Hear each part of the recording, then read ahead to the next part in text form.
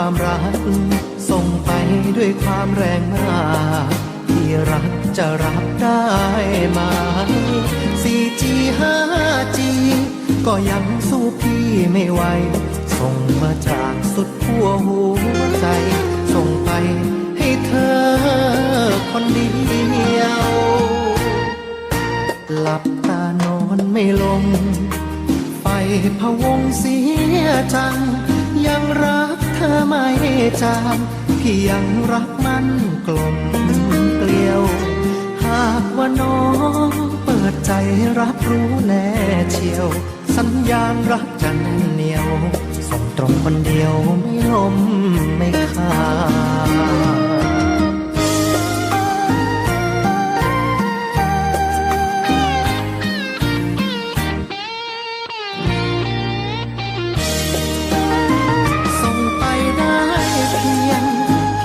สัญญาณความรักส่งไปด้วยความแรงมากที่รักจะรับได้ไหม 4G 5G ก็ยังสู้พี่ไม่ไหวส่งมาจากสุดขั้วหัวใจส่งไปให้เธอคนเดียวหลับตานอนไม่ลงไฟพะวงเสียจังยังเธอไม่จางพี่ยังรักมันกลมเกลียวหากว่าน้องเปิดใจรับรู้แน่เชียวสัญญาณรักจะแน่นเหนียวส่งตรงคนเดียวไม่ลมไม่ขาด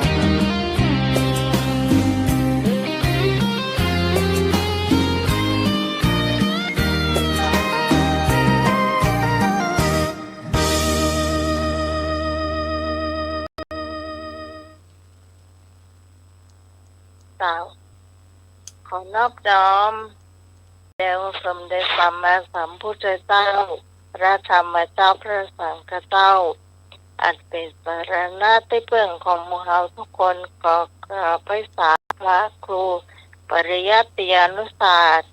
ที่ปรึกษาเจ้าคณะอำเภอเมืองเชียงใหม่เจ้ากราบไหว้สาพระครูสมวิศววรกิจโจผู้อำนวยการสถานีขึ้น104.50 เมกะเฮิรตซ์เจ้าวาดวัดสาหินเจ้ากราบไหว้สาพระครูบดีกาสมัครญาณสีโลรองเจ้าวาดวัดสาหินเจ้าเจริญพรนะพิสมัยกราบไหว้สาพระอาจารย์เอารักปัญญานันเจ้านิยมพี่สวัสดีพี่นันเจสตีพี่นันอินสมเตปินด็อกเตอร์เจ้าสวัสดีครับพี่หมายครับแต่วันนี้ไอ้หน่วยลาเนอะลาไปน้ำตะวาลาไปแต่วันผู้คงปิกมาถ้าจะตันอยู่เจ้าวันนี้ลาเนาะก็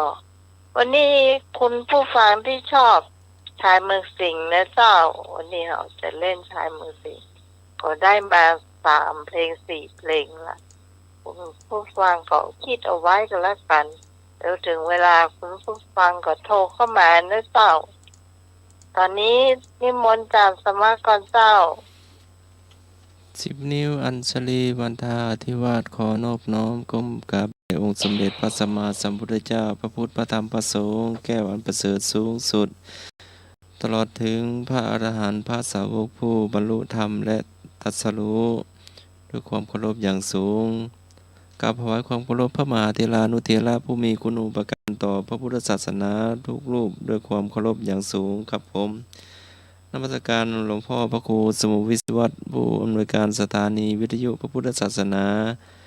และวัฒนธรรมหลวงพ่อเจ้าวาดวัดไฟหินที่เมตตาธรรมอย่างสูงครับผมนมัสการอาจารย์เอาลักษ์ครับผมครับผมนมัสการครับเจริญพรนะพิสมัยหัวหน้ารายการธรรมะคลายเครียดเจ้าวัดสาเต้าเจ้าเจริญพรพ่ออาจารย์ดร.เจ็ดศรีพ่ออาจารย์ดร.อินสมครับครับเจริญพรลุงหนุ่ยตัวน้อยท่านผู้ฟังหาบ้านทุกท่านขอเจริญพร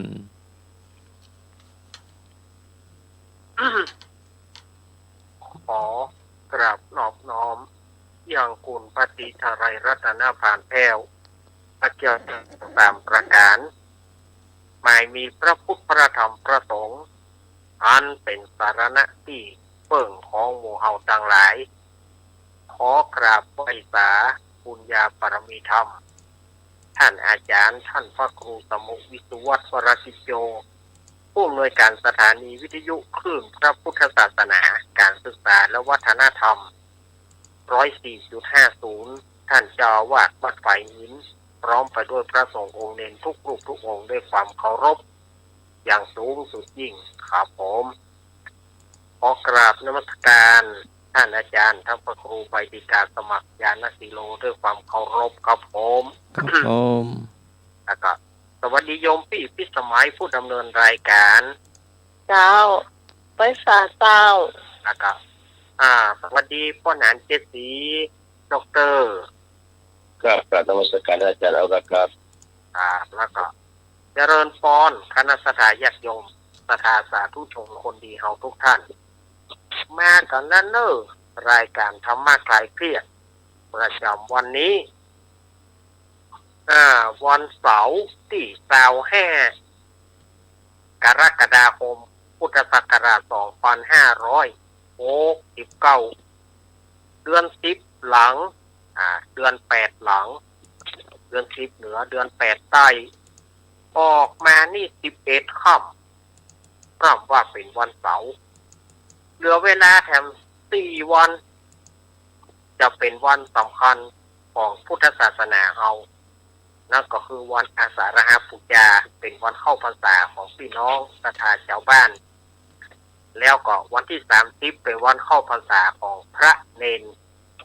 วันที่30ก็เรียกว่ายุดกันยาวยุดกันยาวตั้งแต่วันที่28มาเนาะโอ้เบอร์มันนึงกว่าเนอร์กว่าจะได้เปิดการทำงานเนี่ยก็นี่พุ่นนะเอาว่าวันที่3พุ่นนะเนาะเพราะว่ามันวันหยุดยาวแต่จริงข้าราชการไปอยู่ตั้งแต่วันนี้วันนี้มันก็ถึงแน่ละ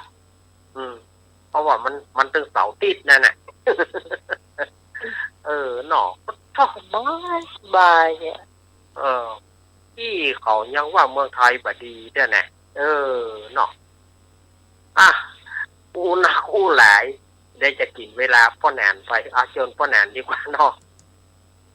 ครับก็นอบน้อมแด่พระพุทธผู้ทรงรำพระธรรมอันสูงส่งพระสงฆ์ผู้ประเสริฐเป็นบังเกิดครบเป็นพระรัตนตรัยกราบแทบใต้ไวสาเมตตาปรมีธรรมกับนายหลวงพ่อพระครูวิสุวัฒน์วรศิโยผู้ในวยการสถานีขึ้น104.50 เมกะเฮิรตซ์เจ้าวาดวัดฝ่ายหินนะครับ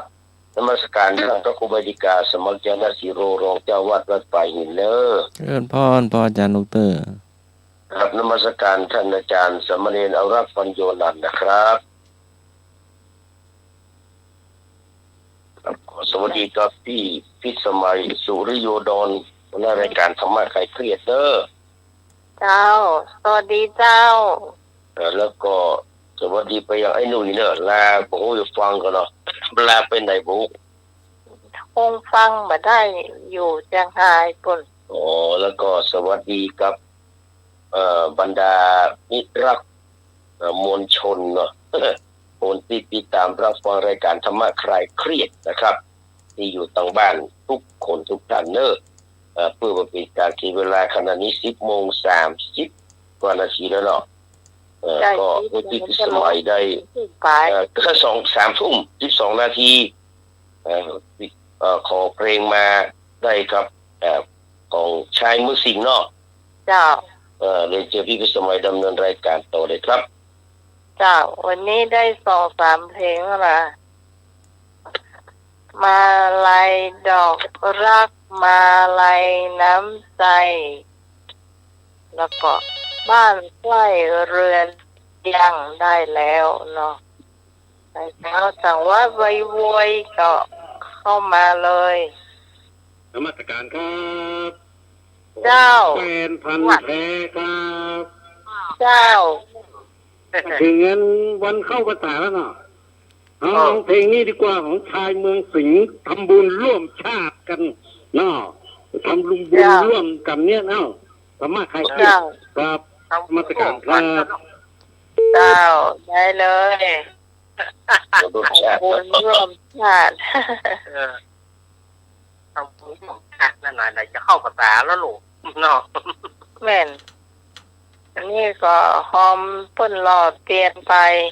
เนาะแต่ว่าดันตันหล่อเตียนมาตั้งแต่วันที่23ถึงวันที่25วันนี้วันสุดท้ายล่ะ โอ้ เจ้า จ้าพี่ตอง พี่จองจะเอาเพลงจำมั่ม จำมั่มอันนี้แนวตั้งแต่คืนแล้วนี่ เป็นยังที่เราอู้กันนะพี่จองว่าพี่จองจะเอาเพลงจำมั่ม แล้วให้บุญส่งขอเพลงอ่ะฮะเขาลืมมานี่ อย่างก็ลืมไปแล้วฮะลืมไปแล้ แต่ ว ก็ ฮะ ใจ แท้จั ลู ง ก เลย สาวลูกกันอยู่นะเขาก็ลืมไปแล้วนะ เอาเพลงอย่างนี้แล้วลืมไปแล้วเดี๋ยวกันเดือนมืด ฮะ เดือนมืด เดินมืดดิอ่ะ เดือนมืด ก็อย่าเพลงนี่แหละ อืม เดือนมืดเดือนมืดเดือนสองของพี่จองวันนั้นเหรอ เออพอบ่เหมือนป่วนเหมือนต่านแล้วคนพลาดถิ่นนี่ตา มาเห็นเพลงก็ได้น่ะอย่างก็กาข้าพริก กาข้าพี่ เจ้า เจ้า เจ้า ไปสร้างคัดเดี๋ยวช่วยกันคัดมาเนาะให้กี่เพลงหน่อยจะว่าจะหอมปล่อยกันก็ได้เนอะ เจ้ากลับมาสาอาจารย์ท่านพระครูสมุวิสุวัฒน์วรักิจโยผู้อำนวยการสถานีคลื่น104.50เมกะเฮิรตซ์ราชวัดไผ่หินเจ้ากราบไหว้สาพระครูบดิกา สมัครยานสิโรรองเจ้าอาวาสวัดไผ่หินเจ้า เจริญพรโยมแม่พร กราบไหว้สาพระอาจารย์เนรราชเจ้า สวัสดีแม่พร จ้าสวัสดีน้องใหม่เจ้า สวัสดีเจ้าพี่วอนเจ้า จ้าสวัสดีพี่นานอินสมเตปินด็อกเตอร์เจ้า สวัสดีครับพี่บอลครับ น้องไหม15 ยก จ้ะ ยกเนอเจ้า 15 ยกเนาะ จ้า แต่ว่ามัน แล้วแต่ ห ไป นึ่ง ลืมบัตรคนตุกเนออันนี้ไว้สุดท้ายสุดนะเจ้า ก็ ขอบคุณสวัสดีทุกธรรมะใครเครียดทุกท่านนะเจ้า เจ้า15 ยก น่าจุกจิ๋วไม่เนาะ อืมเจ้าได้กี่เพลงละอาจารย์สมัคร 11พอแล้วก็ เอาไหว้สาพันสวัสดิ์เจ้า เจริญพร นุรักษ์เจ้า สวัสดีเนอะแม่อารีกะ อยู่ข้างในเจ้าขอฟังเพลงกากาพิกเจ้า อ๋อเจ้าโอเค มีอยู่แล้วเนาะ กาพิก เจ้ามีอยู่แล้วเนาะเดี๋ยวมอบเพื่อเจ้า เจ้า เจ้า นี่อาลีกันนะ ไปใต้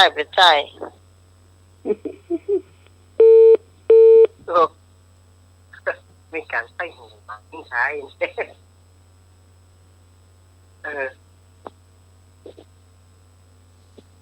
จ้าเสียงพี่อาลีเปิดได้เลยเจ้าที่ผมกบเพลงแล้วเนาะ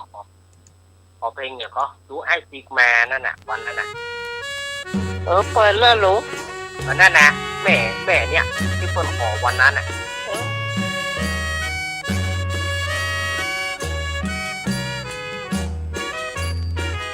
ข้าผู้รู้น้อยมีนามว่าดอยอินทนนท์มิใช่เป็นสิทธิ์ของสุรพลแต่เป็นสิทธิ์ของคุณครูพยงถ้า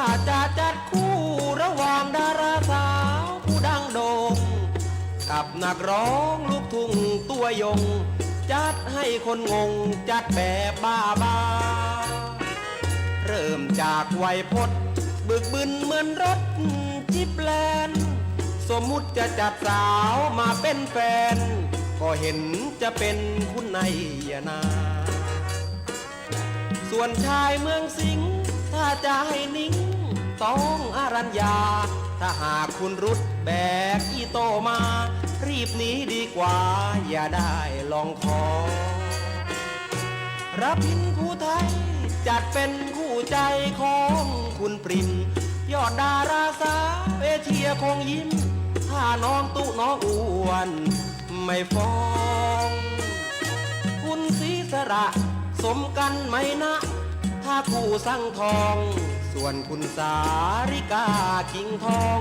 จัดคู่ให้ครองลำบากจริงๆให้พิสมัยคู่กับคุณพนมนพพรส่วนพี่ชรินนั้นธนาครผู้เพชรชรารับรองว่านี่จะจัดเมตตาผู้คนเขียนเพลงก็เกรงโดนยินส่วนตัวของผมรุ่งเพชรแหลมสิงห์จะให้สมจริงต้องคู่กันนกอ้อ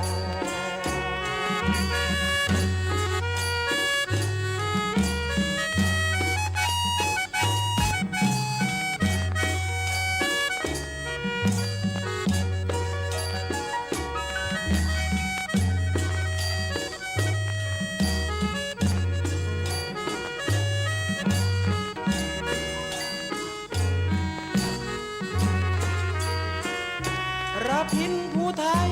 จัดเป็นคู่ใจของคุณปรินยอดดาราสาวเอเชียคงยิ้มถ้าน้องตุน้องอ้วนไม่ฟ้องคุณศรีสละสมกันไหมนะถ้าคู่สั่งทองส่วนคุณสาริกากิ่งทองจัดคู่ให้ครองลำบากจริง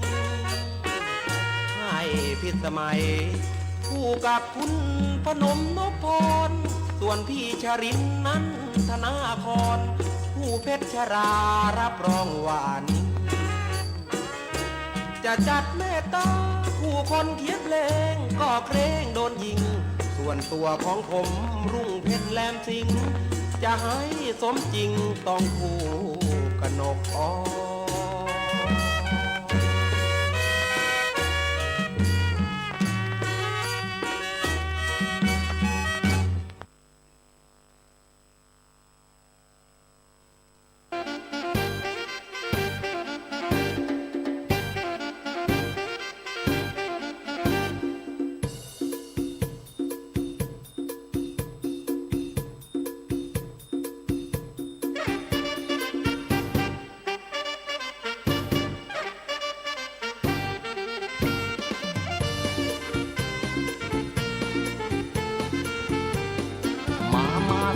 แล้วมาเป็นแฟนพี่แต่มาแม่มาเร็วๆไวๆเรามารักกันใหม่อย่าพึ่งร้างหัวใจชายว่างขอเจริญช่างมานั่งตีลังกามาได้มาเสียแล้วมาเป็นไม้เดียของพี่ก็มาไล่ลอยวนเคยคลองจะล้นคอชายมาไล่น้ำใจของแฟนเคยให้ล้นลาเรารักก็จริงจะทอดจะทิ้งลงก็ตายอย่าพึ่งใจดำเป็นแฟนประจำเถิดขวัญตาบ้านใกล้เรือนเคียงเคยฟังแต่เสียงชายครวญเคยชมชื่นชวนมินามาด่วนตัดสัมพันธ์เอารักมาคืนไปรักคนอื่นทำไมกันนาวาสวรรค์มารับจอมขวัญแล้วกาดาลืมหนุ่มหน้ามนอย่าเพิ่งลืมคนชื่อชายไอ้หนุ่มเมียนายพ่อไม้เมียแน่ชาติจะดีแล้วไม่ต้องทาสีก็คงแดงค่าตัวไม่แพงเพราะไม่เคยแข่งราคาเมียพี่มีชู้วงการก็รู้กันดีเขาไม่ปลาณีนักร้องอย่างพี่บุญน้อยมัวร้องเพลงเพลินกูรักเลยเฮินล่มหลอกพี่ พี่ซ้ำดำพลอยสงสารพี่หน่อยละกันดาว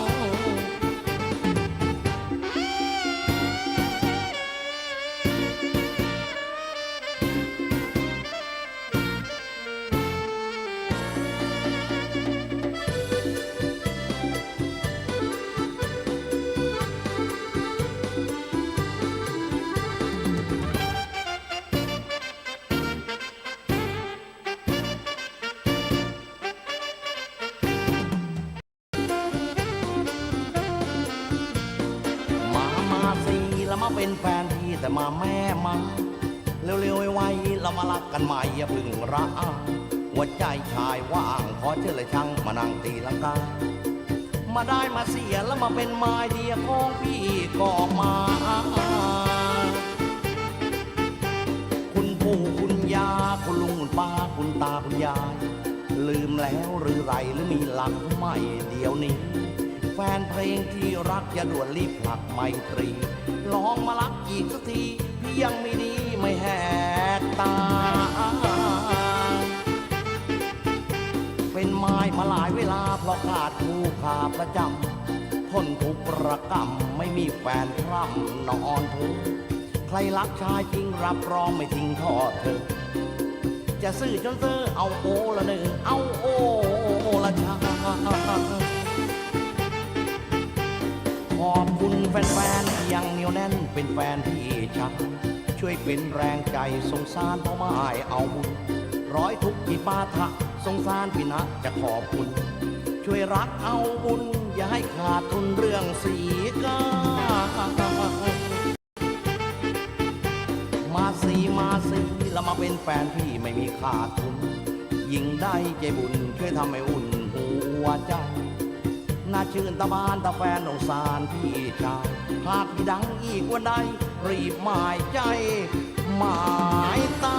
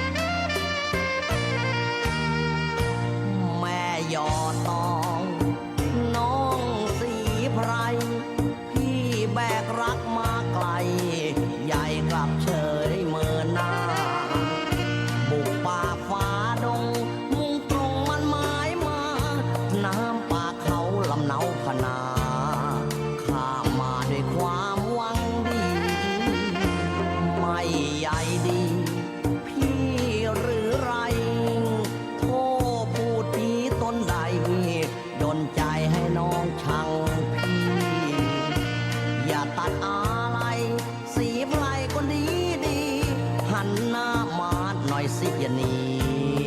อย่างอนหนักสิขวัญพ่อโอ้น้องเอ๋ยน้องแก้วพี่กลับมาแล้วน้องจ๋าอย่าเมินหลบลี้นี่หน้าฟังเจรจาออดอ่อนเมื่อพี่ได้รับจดหมายที่น้องส่งไปถึงพี่หน้าบ้านเลข654สำนักงานวงดนตรีวันก่อนรีบอ่านด้วยความดีใจว่าจีสีไพรตราตรึงเสกสรรสำนวนหวานซึ้งว่าน้องคิดถึงอาวรณ์มันเป็นเวลา5 ปีที่พี่จำพรากจากน้องไม่เคยลืมเลือนจากสมองยังรักหนัวน้องเหมือนก่อนถึงจากไปนานแสนนานพี่กลับมาบ้านคราวนี้เพื่อสร้างสวรรค์กับคนดีสีไพรน้องพี่งามงอนจะรับไปอยู่เมืองหลวงเกี่ยวก้อยเดินควงไงล่ะน้องดีใจไหมเล่าจ๊ะตอบหน่อยสินะบังอ่อนพี่ซื้อละมุดน้อยนาขนุนพุทราเอามาให้หันหน้ามาสิจอมจันพี่ชายจะเป็นคนปอนยิ้มรับสักหน่อยสัก100 หนเถิดนะแม่คนตาอ่อน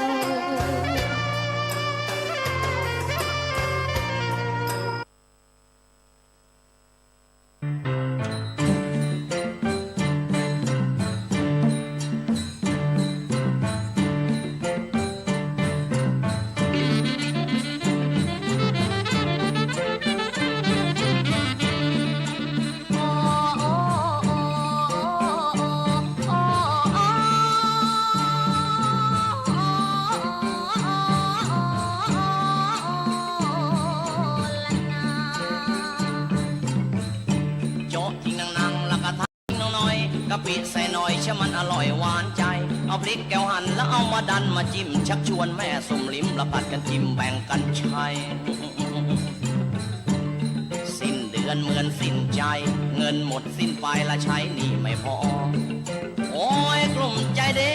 ต้องดูลิเกละแก้บนเจ้าพ่อต้องอดดูหนัง35 มมต้องแปะป่วยละโอ้ยเป็นอย่างก่อนละแซบบ่อสุหมอละโอ้ยรอวันตาย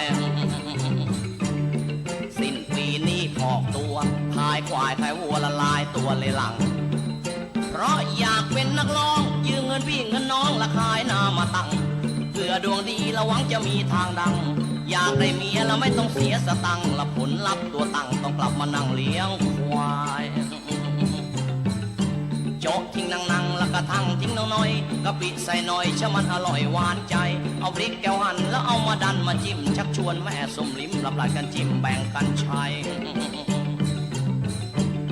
ชอบเสียงของชายเมืองสิงห์ผู้หญิงชอบแม่สีผ่อง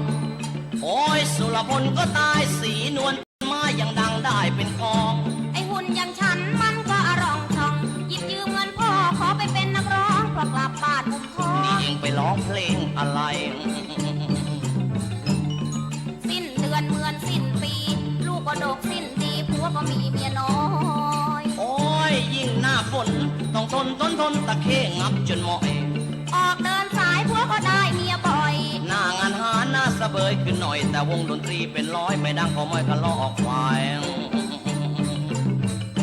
โจ๊กทิ้งนังแล้วก็ทั้งทิ้งน้อยกระปิใส่หน่อยชะมันอร่อยหวานใจเอาพริกแก้วหั่นแล้วเอามาดันมาจิ้มชักชวนแม่ส้มลิ้มละผัดกันจิ้มแบ่งกันใช้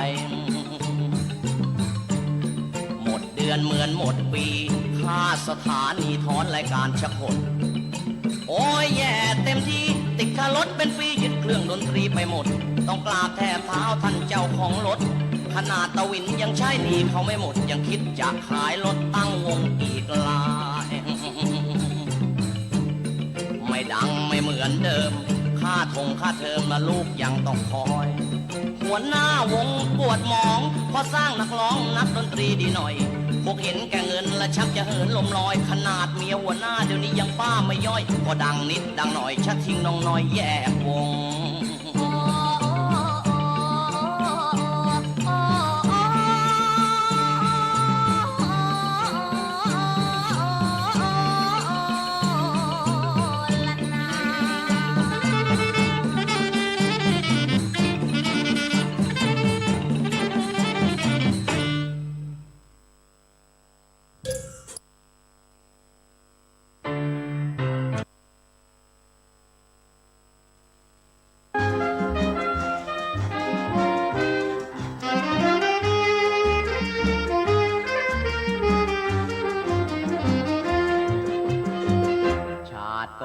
เราเพียงคู่เคียงเก็บดอกไม้ร่วมต้นแต่ว่าเราสองคนไม่สนใจใส่บาตรร่วมขันชาตินี้เราสองจึงต้องโศกสันรักกันชอบกันไม่ได้กันบุญเรานั้นไม่มีพี่จะทำบุญต่อทุนไว้ตามน้องชาติหน้าชาตินี้พี่จะลาก่อนนะน้องจ๋าคนดีก่อนลาน้องจ๋า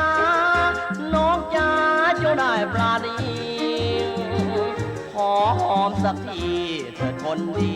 ก่อนที่จะจากไปพี่จากน้องไป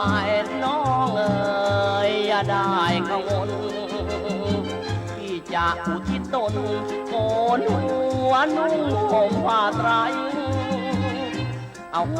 สิกรรมเธอนาถ้าพี่พลังไป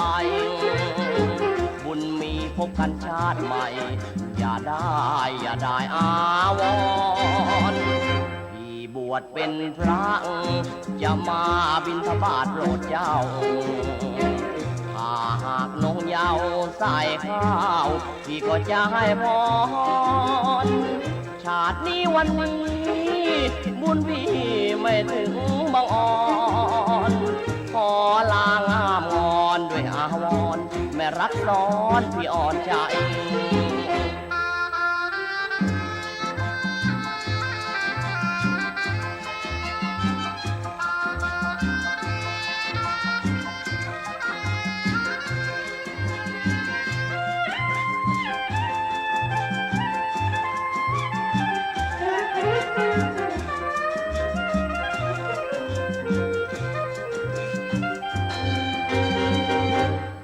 บวชเป็นพระ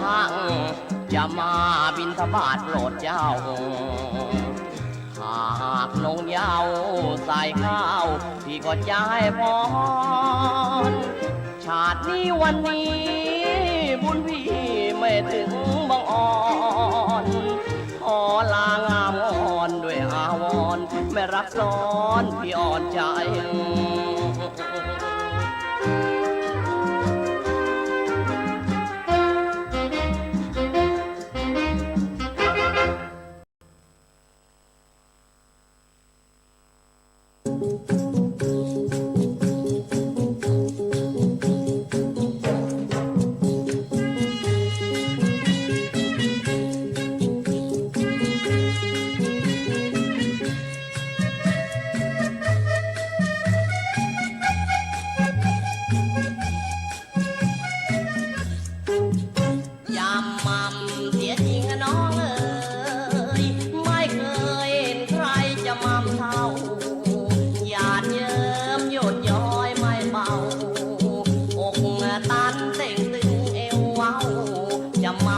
เบาละน้องเข้าตำราอย่ามั่มเสียจริงนะน้องพี่เชฟดีละโซพี่เข้าท่าหัวพันห้องพันงามตาหน้าผากน้องโหนกนูนเต็มหน้าเตะลูกกระตาละโซบ้านโซพี่ยามน้องเดินสะโพกย้ายักพี่นึกรักตัวน้องแล้วนี้อยากเก็บเอามาไฟฝันอยากเก็บเอามาไฟฝันได้รักแจ่มจันทร์เป็นแฟนพี่ก็ดีอย่ามั่มเสียจริงนะน้องนางข่าวจังละผิวดังสำลีบ้านท้ายและโยกย้ายวันนี้ลูกหัวหน้ากลัวยังไม่มีจะมั่มอย่างนี้และสวยดีขวัญตา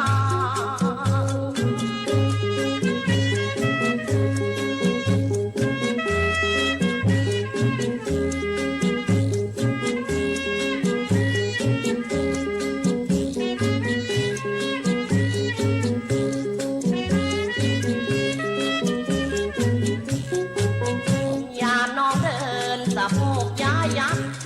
พี่นึกรักตัวน้องแล้วนี่อยากเก็บเอามาไฟฝัน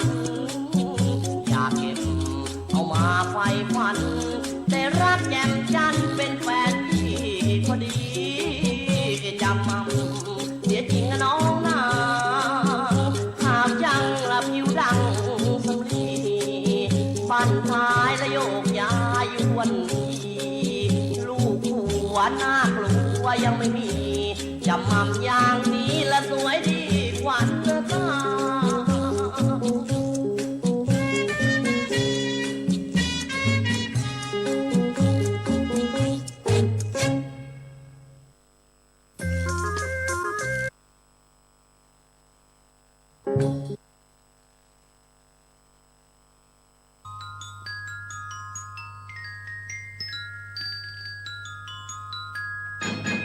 เดือนเอ้ยข้างแรมเดือนมืดน้ำค้างเย็นชืดเหน็บหนาวไว้ร้าวใจตัวพี่นี่ไร้ค่านาตัวพี่นี่ไร้ค่านาหนาวในวิญญาณจะหันหน้าไปหาใครอานิจจาไม่ยาจืดเดือนมืดเหมือนพี่มนใจพี่มองรักน้องหน้ามนเหมือนคนลงทางกลางไกลไม่มีใครเขาจะช่วยพี่นอกจากคนดีปลาณีมาเห็นใจยืนไม่ขีดน้ำใจให้พี่สักกล่องยืนไม่ขีดน้ำใจให้พี่สักกล่องพี่จะได้ส่องพี่จะได้ส่องทางไปเดือนเอ้ยข้างแรมเดือนมืดน้ำค้างเย็นชืดเจ็บหนาวให้ร้าวใจตัวพี่นี่ไร้ค่านาตัวพี่นี่ไร้ค่านาหนาวในวิญญาณจะหันหน้าไปหาใครอานิจจาไม่ยาจิตยาพิษเหมือนจันทร์สดใสทางแรมจะลับดับเลือนน้องยังเหมือนเดือนดวงใหม่พี่ทนเหมือนคนเป็นไข้หนักถ้าแม่ยอดรักหักบัวไม่เหลือใยอย่าใจยืดเหมือนเดือนที่มืดสนิทอย่าใจยืดเหมือนเดือนที่มืดสนิทพี่รักวันจิตพี่รักวันจิตจริงจะให้เดือนเอ้ยข้างแรมเดือนมืดน้ำตาเย็นชืดเหน็บหนาวให้ร้าวใจตัวพี่นี่ไร้ค่านาตัวพี่นี่ไร้ค่านาหนาวในวิญญาณจะหันหน้าไปหาใครอานิจจาไม่ยาจืดเดือนมืดเหมือนพี่มนใจพี่มองรักน้องหน้ามนเหมือนคนลงทางกลางไกลไม่มีใครเขาจะช่วยพี่นอกจากคนดีปลาณีมาเห็นใจยืนไม่ขีดน้ำใจให้พี่สักกล่องยืนไม่ขีดน้ำใจให้พี่สักกล่องพี่จะได้ส่องพี่จะได้ส่องทางไปเดือนเอ้ยข้างแรมเดือนมืดน้ำค้างเย็นชืดเหน็บหนาวให้ร้าวใจตัวพี่นี่ไร้ค่านาตัวพี่นี่ไร้ค่านาหนาวในวิญญาณจะหันหน้าไปหาใคร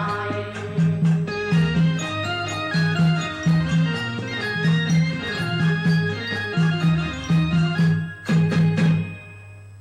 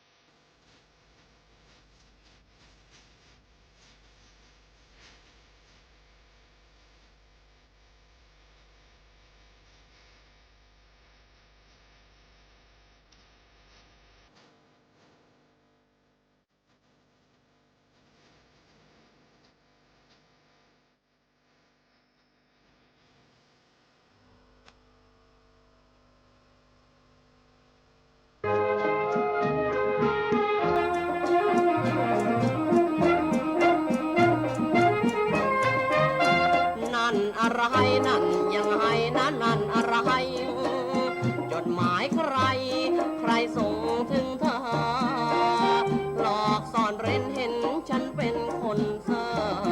รักเธอหลงเธอจนไม่เจียมเนียมอายยิ่งอ่านจดหมายใจหายระกำสุดชอบช้ำมาเพราะผู้หญิงหลายใจเห็นจะเชื่อเห็นจะเชื่อไม่ได้เธอจ๋าหลายใจรักผู้ชายหลายคนอุดสามองอุดสาจองน้องตั้งแต่น้อยเฝ้าหลงคอยคอยเกอเพ้อจนกลืนข้าวกินน้ำช้ำติดคอปีปนรักจนหลวมตนจนเจ็บจริงหัวใจไรจะยิ้มนิ่งลึกไหลวนสิ้นเหตุผลเพราะผมจนใช่ไหมเจ้าคิดดีแล้วหรือที่มีแฟนใหม่น้ำตาของใครระวังยายต้องไหลเชี่ยว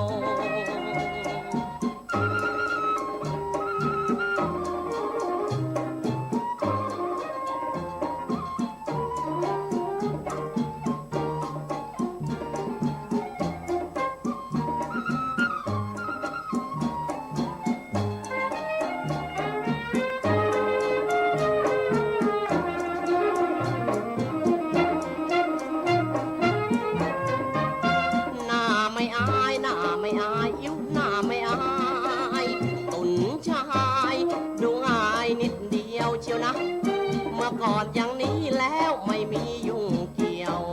ครั้งเดียวหนเดียวเกินกว่าเกลียวน้ำวนได้ยินกับหูมองรู้กับตาใช่กล่าวหาละว่าผู้หญิงทุกคนที่เขาดีก็ถมไปเป็นต้นรักชายหลายคนระวังจะจนหัวใจอยากจะรักอยากจะหึงถึงอยากจะหวงอยากขอควงก็ห่วงสายใหญ่ขาดลงแล้วจะยุ่งกันใหญ่ร่างกายเผลอใจใครจะตรมน้ำตา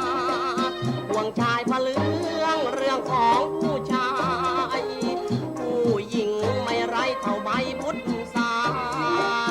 อย่าเสียใจอย่าเสียใจดีกว่าไม่วันวิวาขอเอาน้ำตาพี่ต่างน้ำมน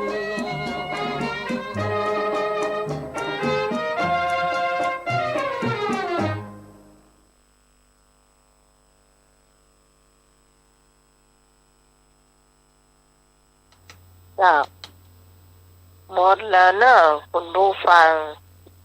ที่ขอมาก็เปิดไปแล้วหมดทุกเพลงนะเจ้าก็ช่วงนี้พี่นาเจสีมาแล้วเนาะก็ให้ผู้ฟังกับคุณผู้ฟังก่อนนะเจ้าวันนี้เพลง10 กว่าเพลงกันเนอะมันจะว่าโวยๆนะมันก็เลยจะโวยหน่อยนะเจ้าเชิญตามพี่นาเจสีเจ้าขอบคุณพี่พิชมัยสุริยดรนะครับเจ้าครับก็ก่อนที่เราจะเข้าสู่รายการปัญหานะครับก็วันนี้นะครับมี3กฎชีวิตฝากคือกับบรรดาพี่น้องมิตรรักในรายการธรรมะคลายเครียดนะครับเพราะว่าจะเป็นกฎชีวิตเนาะเพราะว่าจะเป็นเรื่องของกระจกเรื่องของเวลาและเรื่องของกรรมกฎของกระจกนี่คือสะท้อนเงาพลิกมากฎของการเวลาก็คือสามารถจะพลิกมาย้อนหลังกฎของชีวิตคือทุกอย่างเป็นอนิจจังกฎที่บ่เคยสร้างความผิดหวังก็คือกฎแห่งกรรมเป็นว่าอะไรกฎแห่งกรรมนี่เรียกว่าครอบงำทุกภูมิภพตามประกบเกินขบขานพันผูกทุกเหตุการณ์ติดตามปานประดุจเงากับ3กฎนี้เป็นสัจธรรมของชีวิตที่บ่มีภัยล่นหนีพ้นได้เขาล่นหนีน้ำหนีอะไรอย่างต่างๆหนีไฟหนีอะไรอย่างต่างๆนี่เขาก็สามารถถ้าล่นบวยก็สามารถหนีได้อยู่แต่ว่าสัจธรรมของชีวิตเนี่ยมันบ่มีภัยล่นหนีพ้นเพราะว่าจะเป็นภัยก็ตามแต่ใหญ่แม้จากไหนจะกินเขากระดงกินบ้านกินเมืองหัวสว เลือกตั้งโกงขนาดไหนก็ต้องอยู่ในภายใต้3 กฎ 3 ข้อเนี่ยนะครับเหมือนกันหมดดังนั้นพอมาพอกันเนอะครับว่าความจริงแล้วนะครับมันมีอย่างข้องนะครับลองเปิดใจดูให้มันกว้างๆเนอะมาดูกฎของกระจกเนาะมาสะท้อนความจริงบางทีจริงลำไปอัพไปได้ก็มีเนาะกระจกเงานี่มันตรงหน้าเขานี่นะครับมันเคยที่จะไปวอกมันเคยจะไปจุกหน้าเขาเปื้อนก็ต้นดำมันก็สะท้อนว่าดำนะอาจจะไปแอบอย่างเงี้ยที่เขาเนี่ยคันนี้ก็ไม่ใช่ละเพราะว่ามันไม่ใช่โทรศัพท์หรอกแอบไม่ได้มันดำก็เป็นดำมันเป็นมีนหม้อก็เป็นมีนหม้อนั่นแหละเอายิ้มให้มันก็ยิ้มตอบเราถ้าเราทำหน้าบึ้งก็ใส่มันก็ทำหน้าบึ้งปิ๊กเหมือนกันแมวผมนี่ส่องบ่อยนะถ้าเสียตกเจอก็แตกใหญ่ก็มี มันตัวน้อยเดียวหรอกพอมันใหญ่ก็มันส่องกับผมไม่ใช่แฮ่แล้วกันเลย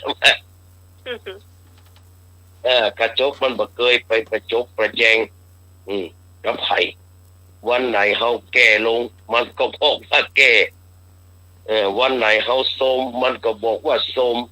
มันบ่เคยว่าโหรออยู่มันบ่เคยว่าล่ะกระจกสะท้อนรูปกายชั้นใดสิ่งรอบตัวคนรอบข้างก็สะท้อนจิตใจเฮาชั้นนั้นอยากรู้ว่าตัวเฮาเป็นคนจะใดเนาะมันต้องไปถามไผแต่ก็คือพ่อคนรอบข้างและสิ่งที่มันเกิดขึ้นกับชีวิตของเขาถ้าเขาใส่ใจความจริงนะครับคือโลกมันก็สะท้อนความจริงความจริงใจปิ๊กมาถ้าเขามีแต่ความเปรี้ยวความบูดในใจ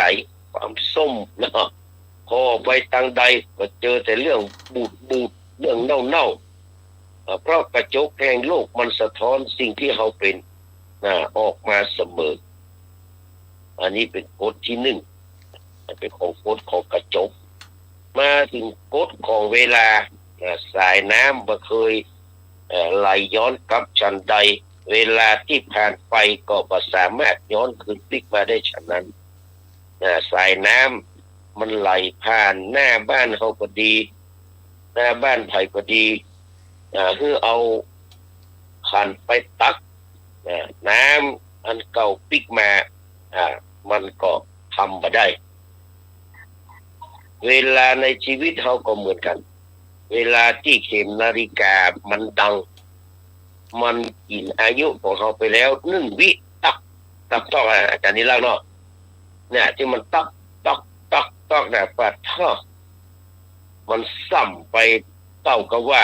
อายุเขาก็ซ้ำไปจนมันมันลอยหายไปในอากาศและบ่มีตัวขาปิ๊กมีแค่ตัวไฟอย่างเดียวเอาไปเชียงแสนไปเชียงรายไปกรุงเทพไปต่างประเทศที่ไหนก็ตามแต่มันมีตั๋วกลับที่เราที่จะจองไว้เป็นเดือนก็มีแต่ว่าเวลาแห่งชีวิตนี่นะครับมันบ่สามารถซื้อตั๋วกลับได้ต่อเอาทองคำซึ่งกำลังแปลงอย่างนี้เต้าภูเขาเหล่ากาหรือว่าเงินหมื่นเงินแสนเงินล้านไปแลกยอดมหาเศรษฐีก็ซื้อเวลาอันนี้บ่ได้เช่นเดียวกันแม้แต่วินาทีเดียวก็ซื้อบ่ได้นะครับจะเป็นคนรวยเงินทองสักเท่าใดก็ตามแต่หลายคนชอบพูดว่ากำเดียวก็ทำไว้วันพรุ่งก่อนแต่เขาลืมไปว่าพรุ่งนี้มันบ่เคยมีอยู่แต่เพราะว่าวันพรุ่งนี้บ่เคยมีพอไปถึงมันก็กลายเป็นวันนี้ไปแล้วนี่ก็อาจารย์ได้รับแม่มันมีแล้ววันพรุ่งมันแจ้งแม่มันไม่ใช่วันพรุ่งก็หรอกมันเป็นวันนี้วันเดียวชาตินี้กับชาติแน่บ่ฮู้ว่าไอ้อย่างจะมาถึงก่อนกันเพราะฉะนั้นทุกเจ้าพระนายเพิ่นสั่งสอนว่าอย่าไปมัวแต่รออย่าไปมัวแต่ฆ่า ลมหายใจที่มีอยู่ในมือของเขาตอนนี้ต่างหากมันคือของแท้ของจริงอันนี้เป็นกฎของเวลาต่อไปเป็นกฎของกรรมนะทำจะใดได้จะอั้นนี่โดยเฉพาะหัวใจนี่สำคัญเนอะมาถึงกฎเล็กที่ศักดิ์สิทธิ์ที่สุดในจักรวาลกฎแห่งกรรมนี่แหละที่ผมว่าตะกี้เนี่ยเนาะก็คือเอาปลูกไปอย่างก็ได้กินลูกกันนั้นเพียงแต่ว่าหวานเข้าปลูกเข้าเที่ยวใดหวังมันจะออกแทน อาจารย์นี่อันนี้ละรู้จักหวังเนาะหวังที่มันเหมือนที่มันออกต้นมันเหมือนเข้าแต่เวลามันออกมันไม่ใช่แล้วนะเป็นแย่เลย มันเป็นบ้านที่เป็นของยาหวัง นั่นแหละหวัง เขาเอาเม็ดพริกนะไปฝังลงดินไปปลูกลงดินเวลาก็รดน้ำพรวนดินมันเนี่ยผลก็ออกเป็นพริกเนาะแล้วก็ถ้าเป็นพริกแต้เผ็ดแน่นอนเป็นพริกอื่นบัตาปลูกมะม่วงนะมันก็จะต้องเป็นผลมะม่วงกรรมก็คือการกระทำของเขานี่เองถ้าทำกรรมดีก็เหมือนเขาฝากเงินเข้าธนาคารถึงคนอื่นบหันแต่สมุดบัญชีเขาเนี่ยบันทึกไว้แล้วใจเขาก็เบิกบานได้ฝากเงินมีความสุขตั้งแต่ตอนทำนั่นก็คือผลบุญมันออกฤทธิ์ทันทีลองถ้าทำกรรมชั่วกรรมบดีกรรมงามเนี่ยก็เหมือนเขาไปกู้หนี้20%มันจะยี่ห้อยนะ 20%เนาะตอนเอาเงินมาใจนี่มันม่วนกะเนาะโอ้โหม่วนขนาดตอนเอาเงินมาใจอาจจะเพลิดเพลินม่วนอกม่วนใจสะใจแต่พอถึงเวลาที่จะใช้เนี่ยทบต้นทบดอกเจ้าหนี้หมวกกันนอกแกเนาะมาตัวเช็คบินต่อขึ้นหนีไปสุดขอบฟ้าก็นี่รอยบาปห้อยบาปในใจของเขาบอกพ้นถึงแม้อาจจะหนีเจ้าหนี้ไปเนาะแต่ว่าในใจของเขานี่มันต้องมาเป็นสุขหรอกบางคนอาจจะว่าไปยังเนี่ยมันแค่แต่ว่ามันก็ฝังอยู่ในใจของเขากรรมมาได้มาจากฟ้าสั่งแต่มันคือเงากฎแห่งกรรมครับมาได้มีไว้ให้เขาหัวแต่มีไว้ให้เขาตื่นเนาะไม่ใช่ตื่นทำนะ คนเขาส่วนใหญ่เวลาไปปะเล็กกลหรือว่าตะปูที่มันปักตีนเนาะมักจะโทษว่าเล็กกลอย่างอันอย่างนี้นะ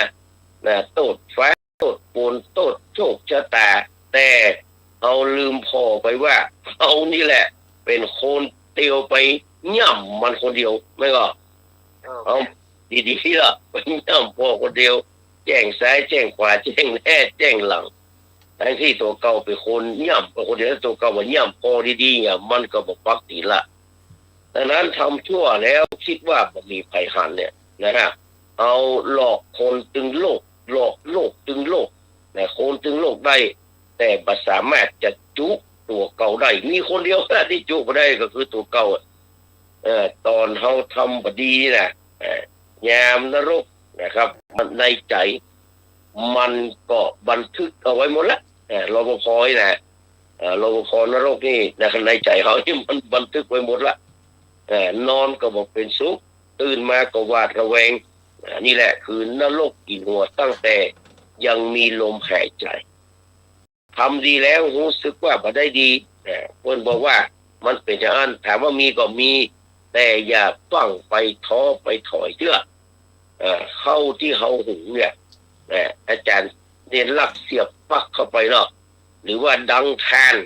อาจารย์สมัครดังทานดังไฟดังทานนี่นะแล้วก็เอาหม้อเข้าไปตั้งมันต้องใช้เวลาไม่ใช่ว่าตั้งไว้เลยสุกกินได้เลยบ่ใช่มันก็เพราะว่าจะเป็นหม้อหุงข้าวไฟฟ้าก็จ้างหรือว่าจะดังทานก็จ้างมันก็ต้องใช้เวลาที่มันจะสุกต้นไม้ที่เขาปลูกมันก็จะต้องใช้เวลาใหญ่อย่างมะม่วงบ้านทางดินอาจารย์นิรักษ์พัดท่ออย่างเพชรมรกตที่ทองดำเนี่ย อ่า ที่ปลูกกันนักๆนะบางปีก็มีราคาบางปีก็บ่มีราคาเอาขว้างหัวเขาเรียกเขายังโทษเลยนะเนาะขอโทษ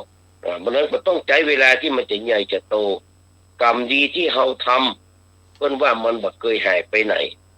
เพียงแต่แค่รอเวลาที่ปัจจัยมันพร้อมแล้วจะส่งผลอย่างมหัศจรรย์ในวันที่เราต้องการดอกไม้ก็จะบานเองเมื่อถึงเวลาความดีที่สั่งสมมาเมื่อถึงเวลามันก็จะส่งผลเองเพื่อนว่าอย่าได้ไปท้อไปถอยในการทำความดีดังนั้นขอสรุปคือผู้เฮาทั้งหลายได้จำขึ้นใจว่ากระจกเตือนเฮาคือพอตัวเก่าเลิกโทษคนอื่นได้ละโทษตัวเก่าอย่างเดียวสองเวลาเตือนเฮาฟังธรรมอย่าไปพัดวันประกันพรุ่งสามกำเตือนให้เฮาระวังการกระทำทุกสิ่งทุกอย่างเพราะว่าผลลัพธ์ทั้งหมดเนี่ยเราจะเป็นคนรับแบกไว้คนเดียวเพราะว่าจะเป็นอย่างก็ตามแต่ชีวิตของเราในวันนี้ก็คือผลรวมของสิ่งที่เราได้ทำไว้ในอดีตและชีวิตของเราในวันข้างหน้าก็จะขึ้นอยู่กับสิ่งที่เราเลือกทำในวินาทีหรือว่าในนาทีนี้ดังนั้นก็ขอฝากไว้กับบรรดาพ่อพี่น้องคนทุกท่านเถอะเนอะจากนี้ไปเราจะได้ทายปัญหากันเล็กๆน้อยๆเนื่องจากว่าตอนนี้ก็4:08 นาทีแล้วเนอะ4:08 นาทีพอดีมันมีเพลงน่ะมีเพลงที่เพิ่นแต่งเป็นของขวัญให้กับไอ้คนที่ชื่อหนูเนี่ยผมก็โพสต์จักนะเพิ่นบ่ได้ว่ามันเป็นไปนะเพิ่นบอกว่ามึงอยู่ทำไมไอ้หนูว่านะอยู่ไปกูก็ไม่รวยสักทีว่านะมึงเป็นหนูแน่ผีเหรอที่จริงมันใช่นะเป็นหน้ากีนะแต่ออกอากาศมาได้เขาก็เลยว่ามึงเป็นคนแน่ผีบอกกูอย่างดีว่าจะรวยแน่นอนว่านะตอแหลเก่งชิบหายนโยบายกลับกลายเป็นฝันค้างประชาชนต้องแอ้งว้างไม่เห็นหนทางที่จะรวยได้เลยว่าเลือกตั้งมึงก็โกงเขากระดงมันก็หายว่านะบ้านเมืองเริ่มวอดวายตั้งแต่มึงเข้ามาแทบบ่มีจะกินว่าอย่างผมว่านะไอ้คนชาติหินชาติหมาอีกแล้วนะเมื่อไรมึงจะลาออกไปสักทีว่านะแล้วก็บอกว่าโธ่ไอ้หนูพวกกูไม่หวังรวยแค่ขอให้คนหัวกระโดย ออกไปสักทีโธ่ไอ้หนูพวกกูนั้นรู้ดีอีก100 ปีก็ไม่มีวันจะรวยว่าออกไปซะไอ้หนูกูจะรวยไม่ไหวอย่าซ้ำเติมไปมากกว่านี้เลยออกไปซะไอ้หนูพวกกูรอไม่ไหวขึ้นตึงแก้น้ำแก้แก๊สแก้ไฟน้ำมันแก้เทอมตุยว่ะโอ้เขาแต่งเพลงได้ดีขนาดนั้นดิสวรรค์จะส่งให้ไอ้หนุ่ยส่งให้ไอ้หนุ่ยส่งให้จัดสมัยเดี๋ยวก่อนได้ส่งให้เนาะถ้าส่งได้แล้วมันมันม่วนกะม่วนจะม่วนทำนองทำนองมันจะม่วนอ่ะฟังเลยกะนะส่งมากันฟังเดี๋ยวส่งให้ฟังเดี๋ยวก่อนผมก็ไม่ส่งได้กับบันทึกวันนี้นะโอ้ถึงจะม่วนเนี่ยมันทำนองเดียวกันเนี่ยกลับมาโตอีนายคืนกลับมาไม่สายนะนั่นแหละแค่ทำนองวันนั้นน่ะแต่บ้ามึงอยู่ทำไมไอ้หนูอยู่ไปกูก็ไม่รวยสักที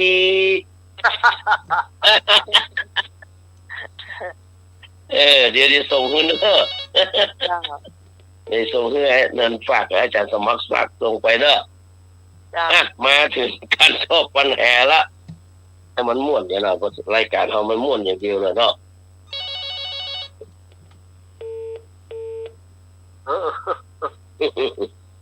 ปัญหาอย่างมันต่อไปฟังดีต่อไป เอ่จังหวัดอะไรที่มีประชากรน้อยที่สุด จังหวัดอะไรที่มีประชากรน้อยที่สุดปลำพูนขอภูเก็ตปแม่ฮ่องสอนจร้อยเอ็ดจังหวัดอะไรที่มีประชากรน้อยที่สุดลำพูนภูเก็ตแม่ฮ่องสอน101 101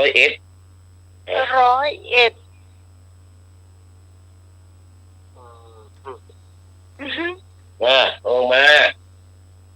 มาฝ่ายเจ็บตัว บอกคุยคุยแล้ว กล้าตายมาแล้ว101นมัสการ ศูนย์ ค ห้า รั สาม บ 8มาเลย คำตอบที่สุดคือ101ครับ101ครับ 101ครับหมอ โอ้ยฉันหยังเปิดตาฉันเป็นเต่าใหญ่ เปิ้นเอา101อันนี้เอา101 สองพี่น้อง เปิ้นเอา101เอา101เอามา053226058มาแต่เนอคุณผู้ฟังจะตอบข้อไหนก็ตอบมาได้นะเจ้า มาเลย วันนี้แม่กรหายไปไหนวันนี้ อยู่กะวันนี้ วันนี้พี่ก็หวังรู้เนาะเรียกขอเก่งแล้วไม่ก่อนเนาะ ขอกะ โอ้ยไม่ก่อนขอเป็นอย่าง คุ้มตายกันก็บอกว่าถ้าเมื่อสิ่งก็เลิกกันมา นมัสการพระครูบาจิกาสมัยกันนะสีโลค่ะ มาแล้ว แม่ก่อน นมัส โอ้ การ แสดงว่าอายุยืนเนาะเล่าขวดมาเลยเนาะ สวัสดีแม่ก ส ร วัสดีน้องใหม่จ้ะ เจ้า สวัสดีพี่หนานเกศศรีอินสมตัวพินด็อกเตอร์ค่ะ ครับสวัสดีครับพี่กรครับ พี่กรก็เอาจังหวัด101เหมือนกันค่ะ 101เนาะผมนึกว่าภูเก็ตเลยอ่ะ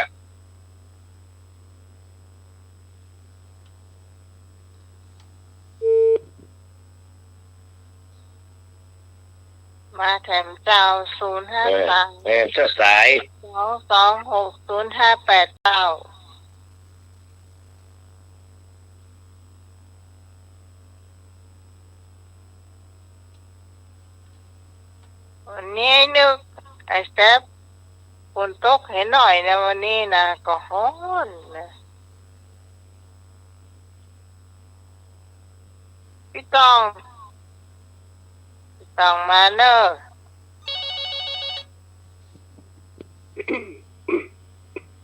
เจ้าพี่พรก็เอา101เหมือนกันเจ้า เจ้าพี่พร เฉลยก็ไปตามนั้นเนาะมันก็มีแค่101คนมันมีที่ไหนแต่จังหวัดที่มีแต่ก่อนน้อยเนาะมีแค่101คนนี่แต่น่ะ101คนนี่แต่เนาะแล้วก็ทางต่อไปว่าจังหวัดไหนมีก้านละอ่อนจังหวัดไหนมีก้านละอ่อนเพราะว่านครราชสีมาขอนครปฐมคอควายนครสวรรค์งองูนครศรีธรรมราชจังหวัดไหนมีก้านละอ่อน เจ้านครปฐม จะเอานครราชสีมากับมาเด้อ มา นคร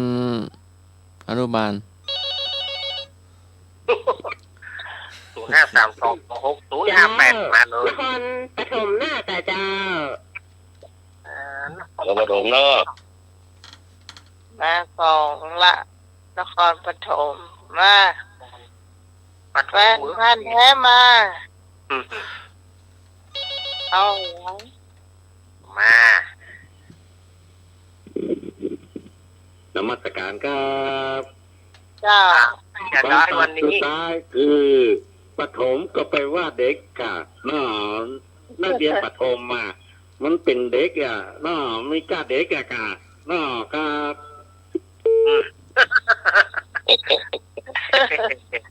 อืม พี่กรณ์ก็เอานครปฐมเหมือนกันจ้ะแฟนพันธุ์แท้เธอตอบไม่ค่อยเหมือนใครเลยนะตอบก็ไม่ถูกที่มันตรงๆอ่ะ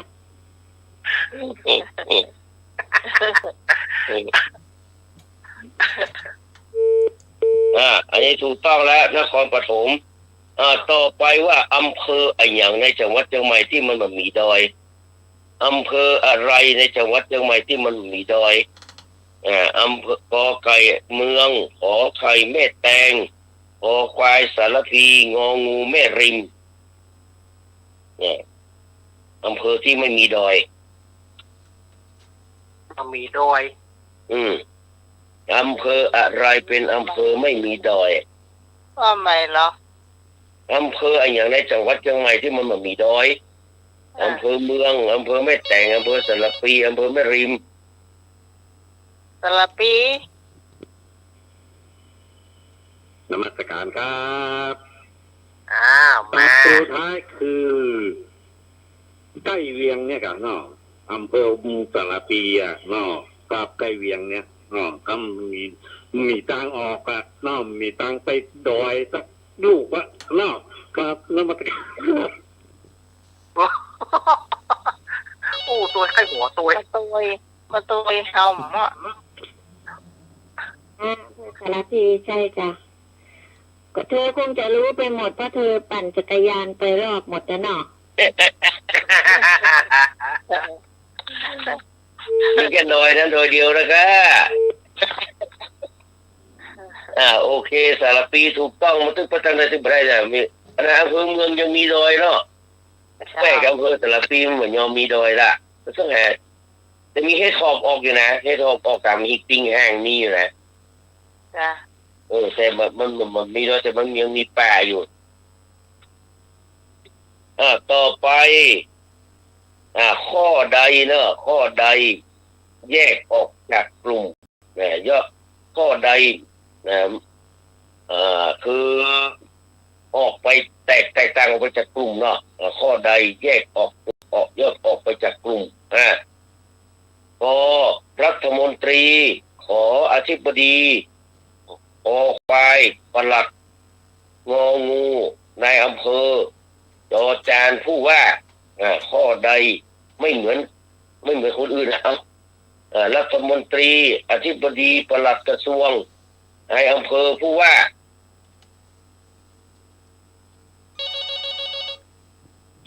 เจ้าผู้ว่าเจ้าพี่พรเอารัฐมนตรีเจ้ารัฐมนตรี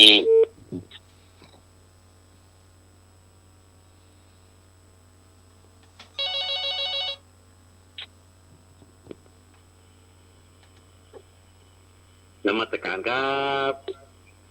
คำตอบสุดท้ายคือรัฐบาลครับเนาะ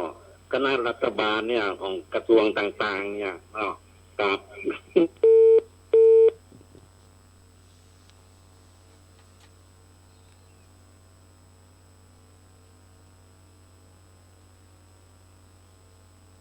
มาอีก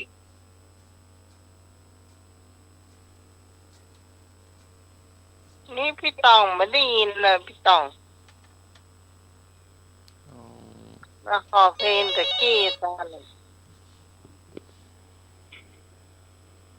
จ้าพี่กรณ์กันเอาข้ององูข้อสุดท้ายนะคะข้อจอจานหรืององูนะคะจอจานค่ะเอาสุดท้ายค่ะผู้ว่าเนาะพ่อกำนันมีกำนันแล้วก็เอาพ่ออาจารย์ก็ผู้ว่าเฉลยอธิบดีปลัดกระทรวงในอำเภอผู้ว่านี่ล้วนแต่เป็นข้าราชการประจำเนาะแต่รัฐมนตรีเป็นว่าเป็นราชการการเมืองอันนี้เป็นข้าราชการประจำรัฐมนตรีเป็นข้าราชการการเมืองต่อไปคำว่าเส้นยาแดงผ่าแปดเนี่ยคำว่าเส้นยาแดงผ่าแปดเนี่ยมันหมายถึงอะไรอย่างเส้นยาแดงผ่าแปดเนี่ยก็เส้นได้ขอ เส้นขนมเส้นขนมจีนนี่นะคอควายเส้นยาสูบงองูเส้นเลือดจอจานถูกทุกข้อคำว่าเส้นยาแดงผ่าแปดหมายถึงอะไรเส้นได้เส้นขนมจีนเส้นยาสูบเส้นเลือดจอจานถูกทุกข้อนะสักข้อสองข้อไปละ ขนมจีน เป็นเลือดจ้ะจ้า เส้นเลือดเนาะเส้นเลือดกันเส้นเลือดว่ะ อย่างเดียวนี่ไผ่มโหนะไผ่นี่ โอ้ นั่นตอบแล้วก็วางไผ่มโห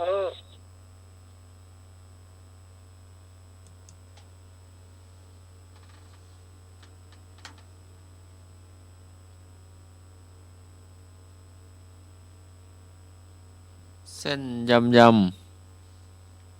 เส้นอะไรเส้นยาแดงผ่าแปดหมายถึงเส้นอะไรเส้นได้เส้นขนมจีนเส้นยาสูบเส้นเลือดถูกทุกข้อ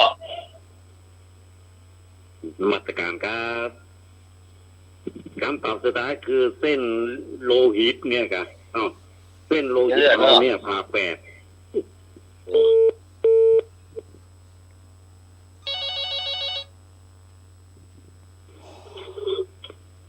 เจ้า ก็ในเส้นยาสูบจ้ะ ยาสูบเนาะ เจ้า เส้นยาสูบเนาะ เจ้า เมื่อกี้ไผ่ตอบขนมเส้นน่ะ ท่านสมัคร กะ เจ้า เขาว่าให้เอาเส้นขนมเส้น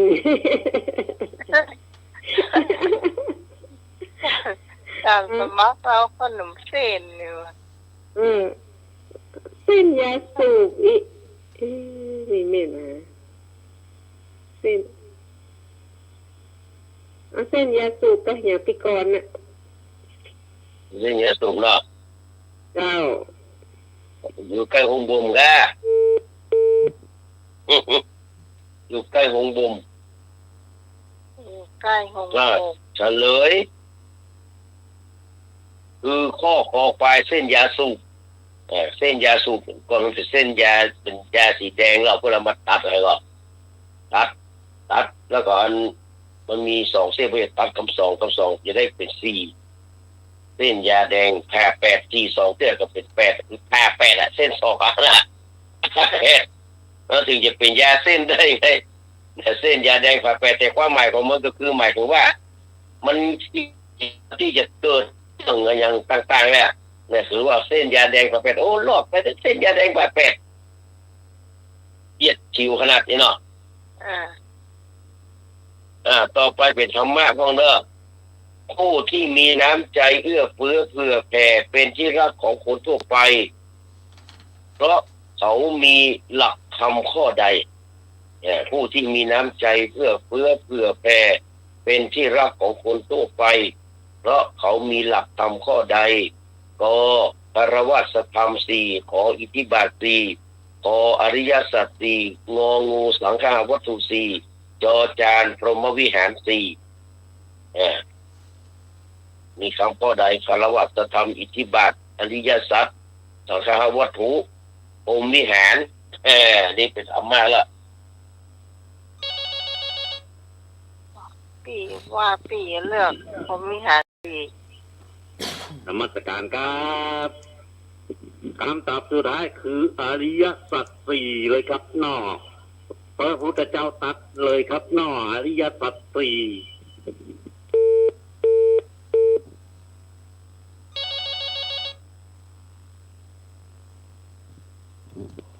ข้อจอจานก็ข้อนะสุดท้ายน่ะพรหมวิหารสี่นะเจ้า เนี่ยคือเนาะ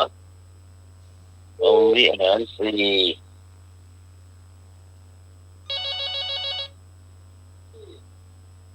เก้า จ้าก็เอาพรหมวิหารสี่เหมือนกันจ้ะ พรหมวิหารสี่เนาะ จะมาพี่ตองมา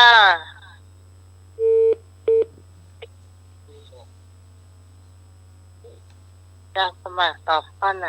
จะสมัครกับคนไหนจะสมัคร ขอนอหนู มันมีที่ไหนนอนหนู นี่จ้ะ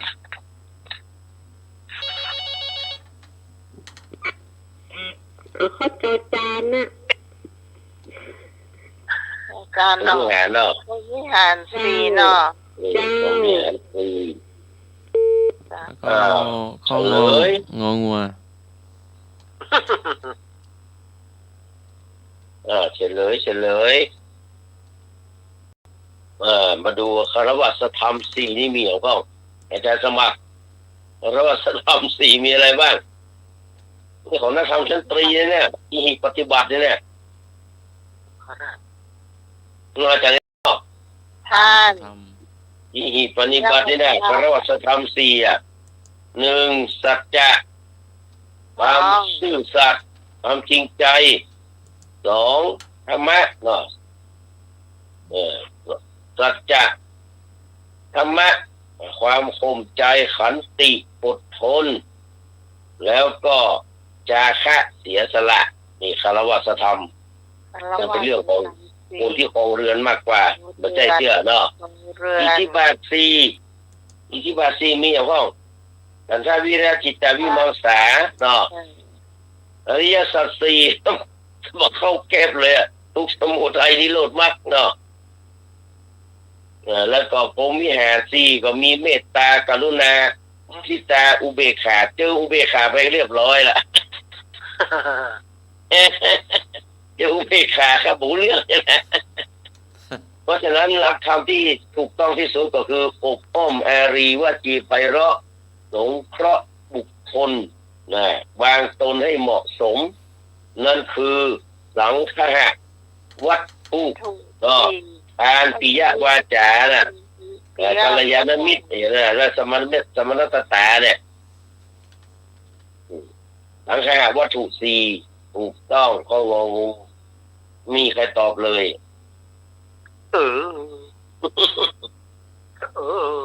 ต่อไปข้อสุดท้ายเนอะข้อสุดท้ายเอาหาว่าโลกเขาเนี่ยกว้างใหญ่ไพศาลเหมือนว่าหลายประเทศเป็นมหาอำนาจของโลกนะแต่อยากจะทราบว่าประเทศไหนที่ใหญ่ที่สุดเนาะประเทศไหนประเทศใดมีพื้นที่มากที่สุดในโลกประเทศใดมีพื้นที่มากที่สุดในโลกรัสเซียจีนควายสหรัฐงองูแคนาดาจานอินเดียชิงสเปนรัสเซียจีนสหรัฐแคนาดาอินเดียสเปนอินเดีย มี6 ช้อย นมัสการครับ เอาสกีมมาใส่ตัวไอ้ตา สุดท้ายง่ายนิดเดียวครับเนาะอยู่ใกล้ๆบ้านเฮาเนี่ยกะเนาะเจ๊กเนาะเจ๊กครับนมัสการครับ อะไรก็ เจ็กเจ็ก ยิน จีน เจ็กเจ็ก มือใกล้บ้านของโอ้โหรตีประโยชน์ อินเดีย แต่สมัยอินเดียอีก ต่อ มาก็สุดท้ายแล้ว ที่ก่อนในประเทศรัสเซียจ้ะ รัสเซีย ค่ะ แฟนปูตินไง รัสเซียจ้ะ ก็มีแฟนปูตินไง ไม่ แต่ละคนเอาแยกย้ายกันเนาะมันจะเอาสหรัฐอเมริกา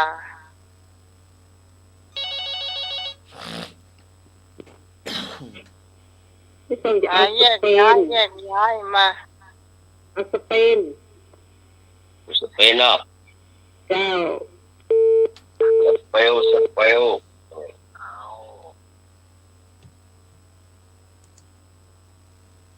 เป็นแชมป์โลกแล้วเนาะ ผม แชมป์โลกฟุตบอลเนาะ หมดแต่หมดว่ะโอ้ เจ้าพี่พรไทยเอาสหรัฐเจ้า แล้วเนาะก็ถ้ากูต้องมีละบีนาสุรีมีไฮแฮมหมดแล้วยังก็หมดไปเฉลยแล้ว ข้าวไผ่ยังไม่ได้มาเตือนนี่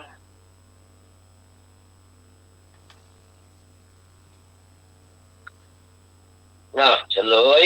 สุดท้ายประเทศรัสเซียมีพื้นที่มากที่สุดในโลกถึงอีก7,98,246 ตารางกิโลเมตรดู โอ้ อีก7,98,246 ตารางกิโลเมตรดูอันดับสองเนี่ยเขาแคบมาถึงนะเต็มคัสตันไปเลยล่ะแต่ใกล้จีนนะแต่เป็นแคนาดานะอันดับสองนะแคนาดามี9,984,670 ตารางกิโลเมตรอันดับสามก็ประเทศจีนด้วยนะอันดับสามเป็นสหรัฐอเมริกาอันดับสี่นี่เป็นเดียวก็เฉลยอันดับสี่แต่อันดับ5สเปนที่มันมีผู้รักผู้ใหญ่บางคนไปเสียพนันนั่นน่ะคนเล่นสเปนมันไปเล่นอาร์เจนตินา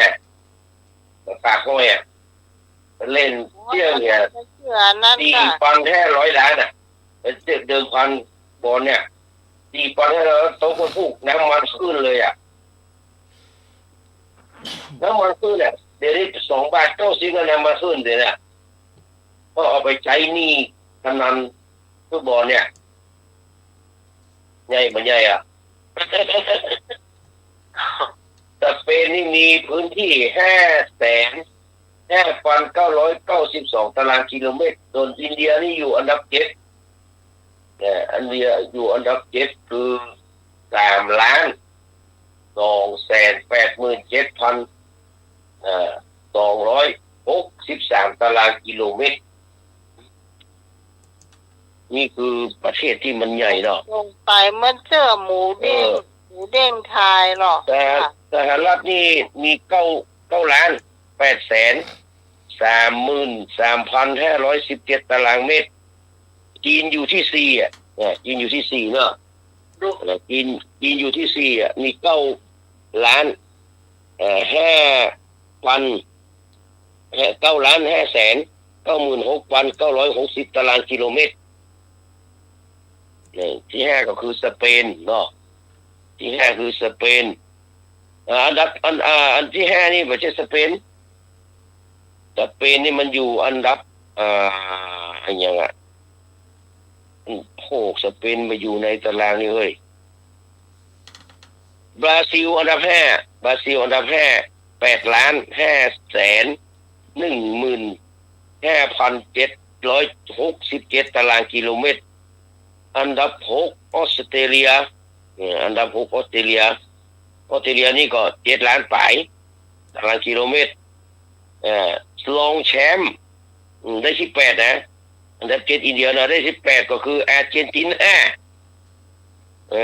มี2 ล้านปลายอันดับ9คาซัคสถานมี2 ล้านปลายอันดับ10แอลจีเรียมี2 ล้านปลายเหมือนกันส่วนประเทศไทยกระจิตนิดอันดับที่เท่าใดกับฮู้น่ะประเทศไทยเขาก็หมอกลาด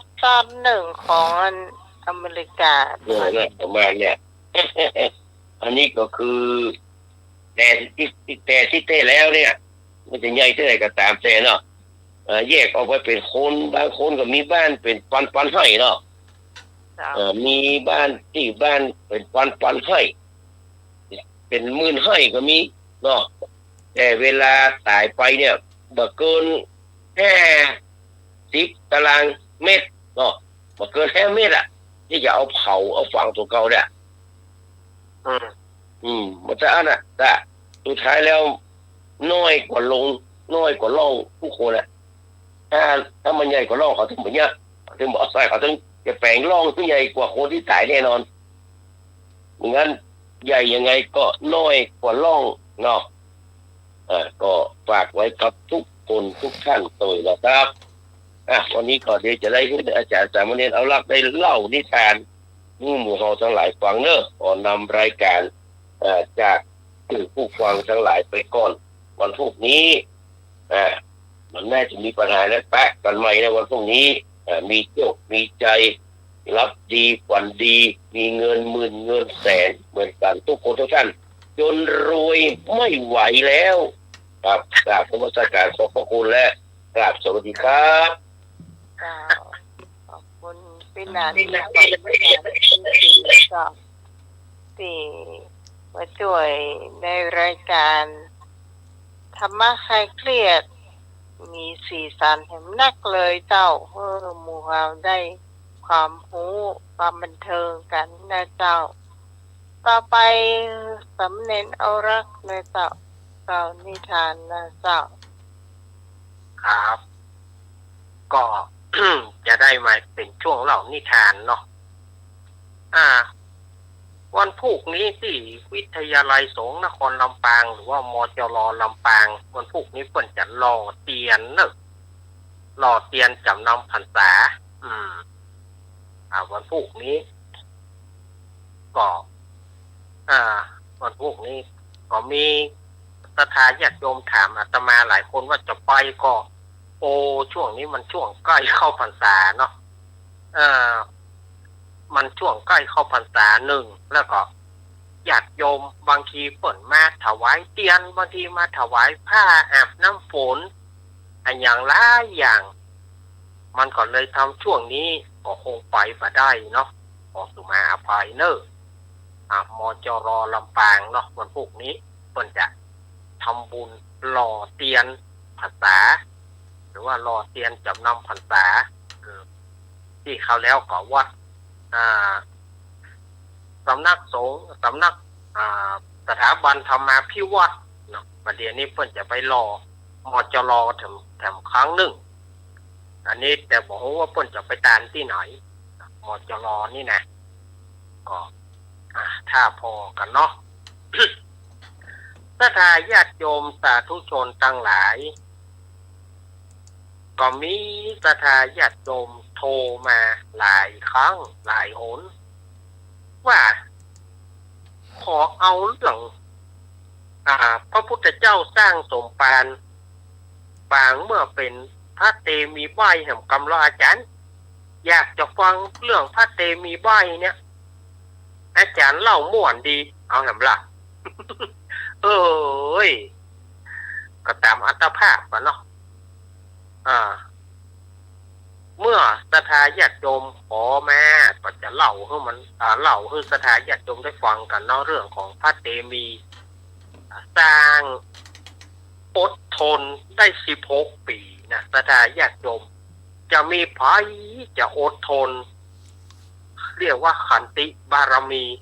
ขันติความอดทนถึงขนาดนะว่า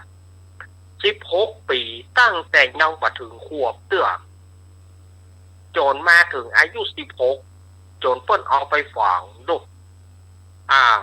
เปิ้นสร้างบารมีเปิ้นนะกว่าจะได้เป็นพุทธเจ้านอโพธิสัตว์เจ้าของเฮาเนี่ยกว่าที่จะได้ตรัสรู้เป็นองค์พระสัมมาสัมพุทธเจ้าเนี่ยบ่ใช่เรื่องง่ายๆเปิ้นสร้างบารมีนักต่อนักอย่างเช่นเรื่องนี้พระเตมีเนี่ยหรือบางตำราก็เรียกว่าพระเตมิยะบางตำราก็เรียกว่าพระเตมีเนาะเป็นลูกของเจ้าเมืองกาสีกับพระนางจันทาเทวีก็ตอนนั้นหมอโหราก็ทำนายว่า พระโอรสเนี่ยที่จะประสูติในบ่อเมินเนี่ยจะเป็นผู้มีบุญญาธิการเนาะโอ้ป่อก็หมายมั่นปั้นมือว่าลูกเปิ้นจะได้มีบุญญาธิการนะแต่พอเกิดมาพอประสูติมาแล้วป่อก็ใส่ชื่อว่าเจ้าเตมีหรือว่าเตมิยะนี่นะอยู่มาวันหนึ่งแม่นมก็คือแม่นมที่เปิ้นเลี้ยงดูเจ้าเตมีมานะก็อุ้มเจ้าเตมีไปเข้าเฝ้าที่ท้องพระโรงโอ้พระเจ้ากาสีก็ดีอกดีใจโอ้ลูกผู้มาไว้ก็เอาลูกนั่งตักขณะนั้นเจ้าเตมีอายุยังบ่ถึงขวบเตื้อแต่ว่าเปิ้นเป็นนอโพธิสัตว์เปิ้นก็หูโวยหูโวยหูตั้งแต่เปิ้นยังบ่ถึงขวบเตื้ออันเนี้ยเป็นความสามารถเฉพาะตัวของเปิ้นทีนี้ในขณะที่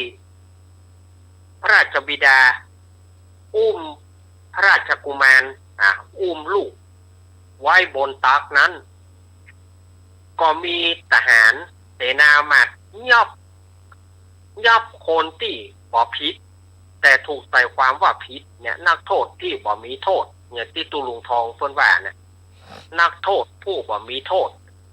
เปิ้นบ่ฮู้เรื่องฮู้ราวอย่างยับผิดตัวแยกกันเนาะ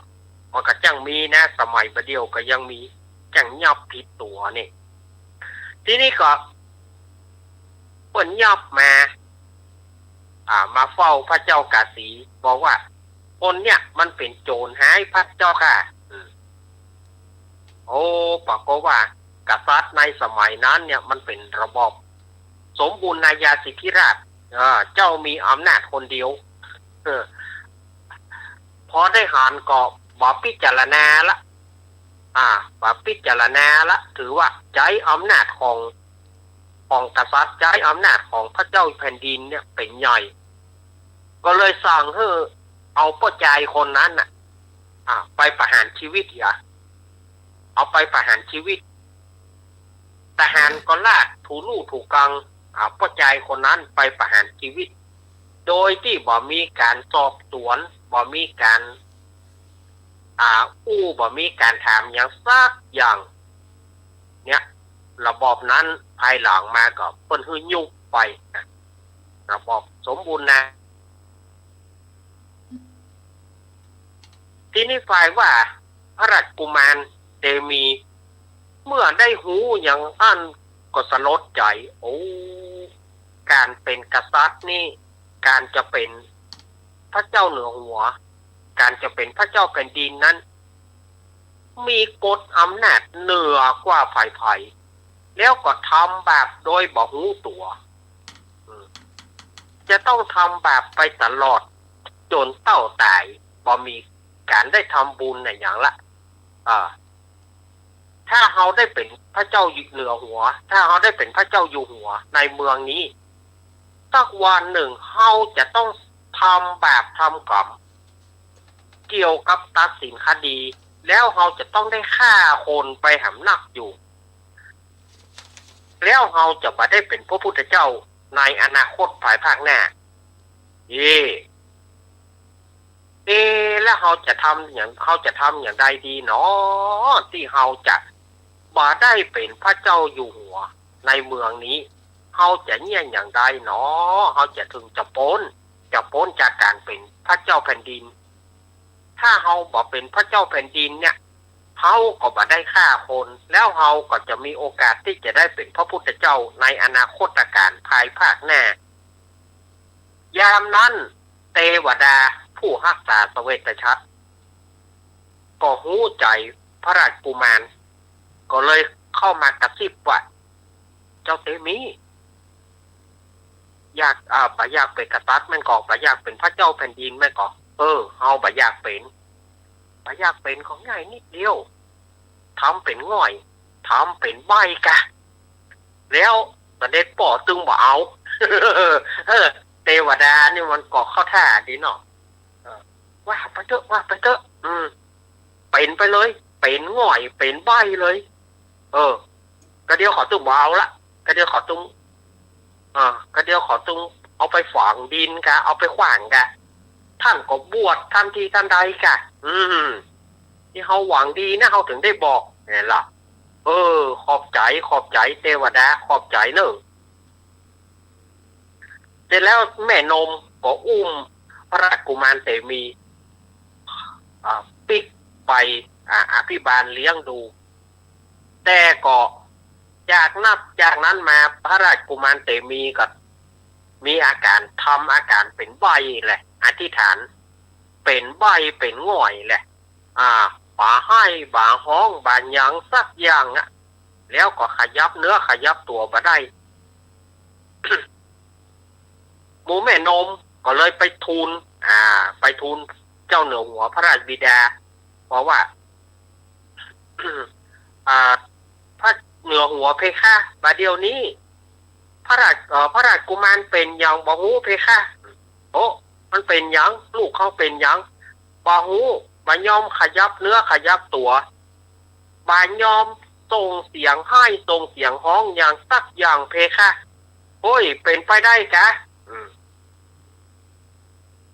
พระราชบิดาก็เสด็จไปพอก็พยายามอุ้มอย่างใดที่จะให้เจ้ากุมารเนี่ยมีความรู้สึกก็ตีก้นตีก้นก็ได้แป้นมือตีอย่างใดก็ได้เพื่อจะให้เจ้ากุมารห้องเจ้ากุมารให้ถ้าตามปกติถ้าเป็นคนธรรมดาเนี่ยจะแข่งเพียงไหนก็จ้างโดนฝ่ามือแล้วมันถึงให้ทุกรายแต่นี่บ่ยอมให้เพื่อก็หูนะลูกเขาเป็นอย่างนี้บัดเดียวนี่ราชบิดาก็เริ่มจะจางแล้วหรอกลูกเขาเป็นเหงาไปแล้วกะลูกเขาเป็นใบไปแล้วกะเอาแล้วบ่เฮ้ยลูกกูเสียหน้าเสียตามดเสียหน้าเสียตามดเสียแห้งที่เป็นลูกเจ้าฟ้ามหากษัตริย์แต่มาเป็นเหงาเป็นใบมาเป็นง่อยเปี้ยเสียขาเหียกูนี่เนาะก็ทดลองทุกสิ่งทุกอย่างทดลองตั้งแต่อายุ1 ขวบถึง16 ปีทดลองสักปะเอาไปไว้หวยมดว่ะหวยมดงามนะเอาโบ๊ะบะเป้าเข้าไปพยายามเพื่อมดงามครบหมายจะเพื่อเจ้าเตมีให้แต่เจ้าเตมีกระจายความอดทนว่าให้ถ้าให้จะได้เป็นกษัตริย์ถ้าให้จะได้เป็นพระเจ้าแผ่นดินมายอมให้เขาจะอดได้วะฮะมันไปได้วะเนาะกระเดียวมาก่อนง่านะอันนั้นเพื่อสร้างบารมีแต่ยังละอ่อนเขาไปมีว่ะมันจะแข่งเพียงใดว่าโดนมดแง่มนี่ขวยมดแง่มนี่เนาะกระเดียวมาก่อนง่ามันก็เป๊ะแต่กะก็ทดลองเอาไฟเขาจี้ว่ะเอาไม้แส้เขาตีว่ะประเดี๋ยวป่อพวกนั้นนะแล้วก็ด่าตึงวันว่าลูกเหงาลูกเตอะเกิดมานี่เสียจากเกิดงานนี้เจ้ากุมารเตมีพระโอรสเตมีก็บอกว่าป่อเฮาหาว่าฮักเฮาที่แท้ปะใจฮักเขาเพื่อหวังจะให้เฮาสืบสันตติวงศ์จะให้เฮาสืบเป็นพระเจ้าแผ่นดินเพื่อทำบาปทำกรรมฆ่าคนตัดสินที่ผิดก็ไม่ได้ฮักเขาเลยพอเขาเป็นยี่ขึ้นมาด่าตึงวันยันค่ำด่าเหมือนบัจเจ้ผู้ใจคนพระเจ้ากาสีก็ทดลองยามน้อยก็ทดลองต่างๆนั่นนะจนมาถึงเยาว์วัยก็ คือลู่ขนมพ่องผลไม้พ่องเอาขนมผลไม้อย่างต่างๆเขาผุยไว้นะบ้านเขาว่าผุยนี่เนาะผุยเอาผุยเข้าเข้าไก่นี่นะเราอ่อนลู่กันลุกแต่ว่าพระโอรสเตมีเนี่ยเพิ่งกระเฉยปยอมแตะต้องขนมปยอมขยับตัวจนถึงว่าใหญ่มาแล้วก็เอาเหล่าสตรีตั้งหลายเราไม่ยิงตั้งหลายมายียวนกวนใจมาเอาซื่อๆนะมาจกมากอดมาหอมมาอะไรอย่างมาจี้เหนียวพ่องทำอะไรอย่างต่างๆพ่องเพื่อจะให้เจ้าเตมีเนี่ยใจอ่อนแต่ว่าพระโอรสเตมีก็บาใจอ่อนจนถึงนางสตรีทั้งหลายบอกว่า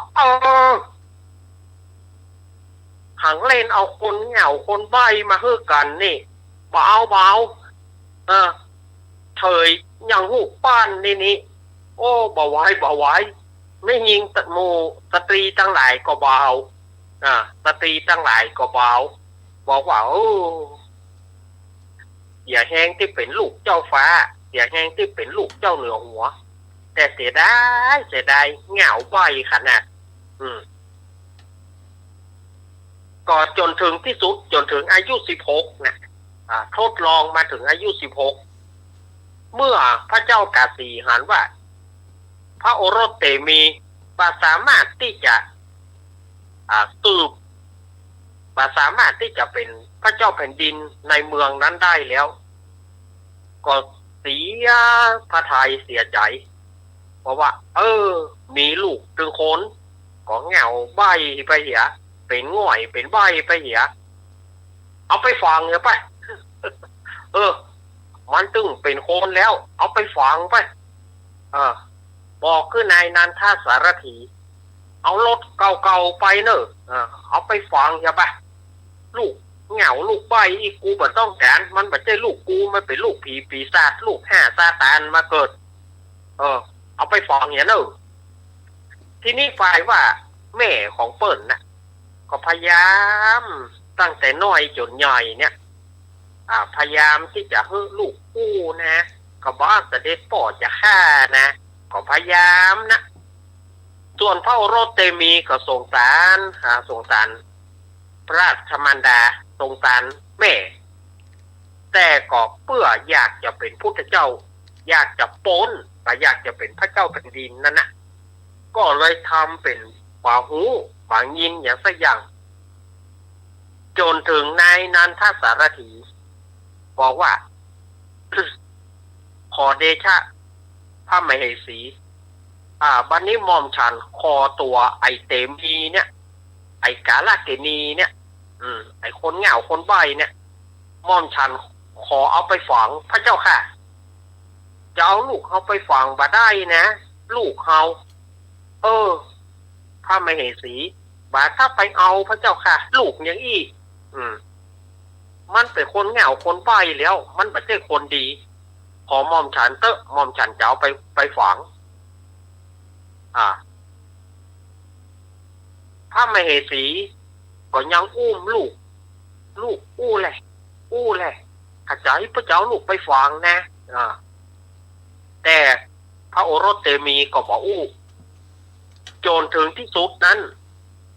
นายนันทสารถีก็เลยบิดมือพระมเหสีบิดแขนพระมเหสีแล้วก็ชิงตัวเจ้าเตมีไปยามนั้นพระโอรสเตมีอยากจะเกือบจะหลอนออกมาแต่ก็ด้วยความสร้างบารมีเนี่ยว่าเขาสร้างมาถึง16 ปีแล้วเขาจะเดือดกำเดียวเลยกะเขาจะฮ้องเดือดกำเดียวเลยกะเดี๋ยวเขาก็ได้เป็นพระเจ้าแผ่นดินเขาไม่ได้เป็นพุทธเจ้า นายนันทสารถีก็นำเจ้าเตมีจงใส่หลังรถบ่มนั่งหลังรถนี่บ่าเกิดมาเหงาว่าเปิดนะ เกิดมาเหงาอีกก็นั่งหลังรถนี่นั่งตากแดดตากแดดนี่ว่าแล้วก็ขับรถไปบ่าอะไรใหญ่ดีอย่างจนไปถึงในป่าไปถึงก็จอดรถไว้กลางแดดนั่นนะแล้วก็ไปขุดหลุมเพื่อจะเอาฝังเจ้าเตมี เพื่อจะเอาฝังพระโอรสเตมีเนี่ย เจ้าเตมีกับเอาลองลูกพอเมื่อลองลูกก็บอกว่าร่างกายก็ยังเป็นปกติฝังหอยเปี้ยเสียขาวเปิ้นยังมาอดได้อดดีแล้วเหลือ16 ปีนะสถาญาติโยมอย่างเฮานี่ไปมีว่าเอวทักเอวด่างหมดแต่กับปีเดียวก็มีไผโพสนี่เดือนเดียวก็มีไผโพสนี่เฮาว่าเอวทักเอวด่างหมดอะ แต่เจ้าเตมีเปิ้นอดมาถึง16 ปีสถาญาติโยมเฮ้ยแต่เอวเปิ้นบ่ทักบ่ด่างนะก็คือว่าลูกขึ้นมาเรี่ยวแรงเปิ้นมีอยู่เฮ้ยเรี่ยวแรงเปิ้นมีอยู่ก็ลองยกโลดขึ้นก็ได้ตึงการอยู่โอ้เฮงเฮายังมีอยู่รู้อ่ะแล้วก็ขอบวชในกลางป่านั่นนะพระอินทร์ก็เอาผ้าเอาเครื่องบวชเปิ้นก็บวชอย่างกลางป่านั้นแล้วก็เมื่อบวชแล้วก็เข้าไปหาในนันทสารถีนะในขับรถนั่นนะมันกำลังขุดหลุมลูก ขุดหลุมบักเนาะมาขุดหลุมมันนะมันก้มหน้าก้มตาอย่าลูก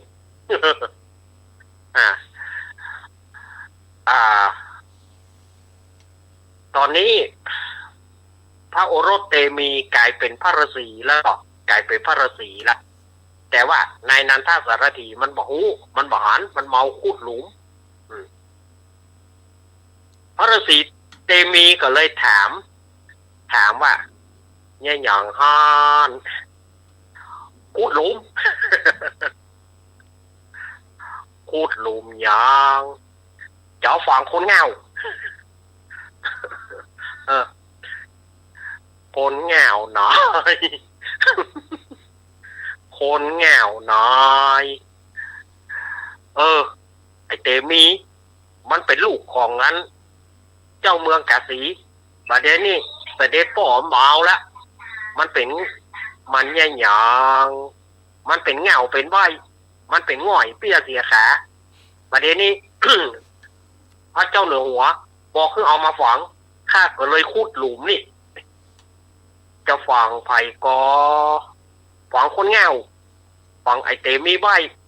ฝังไอเตมีเงานี่หรอ มันเมาก้มหน้าก้มตานะมันขุดติ๊กๆลูกอ่านกาเจ้าลองพอล้อว่าเฮาเป็นพายนี่เนาะพายอ่ะ มันบอกเงยหน้ามันนะมันบอกเงยหน้ามันลูกมันเมากับก้มขุดเลยอ่ะแงนพอนี่ล้อเนี่ยแงนขึ้นอันพระโอรสเตมีพระเจ้าค่ะฟังไปกับขอสุมาลาโตดแต่เจ้าเตมีหรือพระฤาษีเตมีก็เพื่ออภัย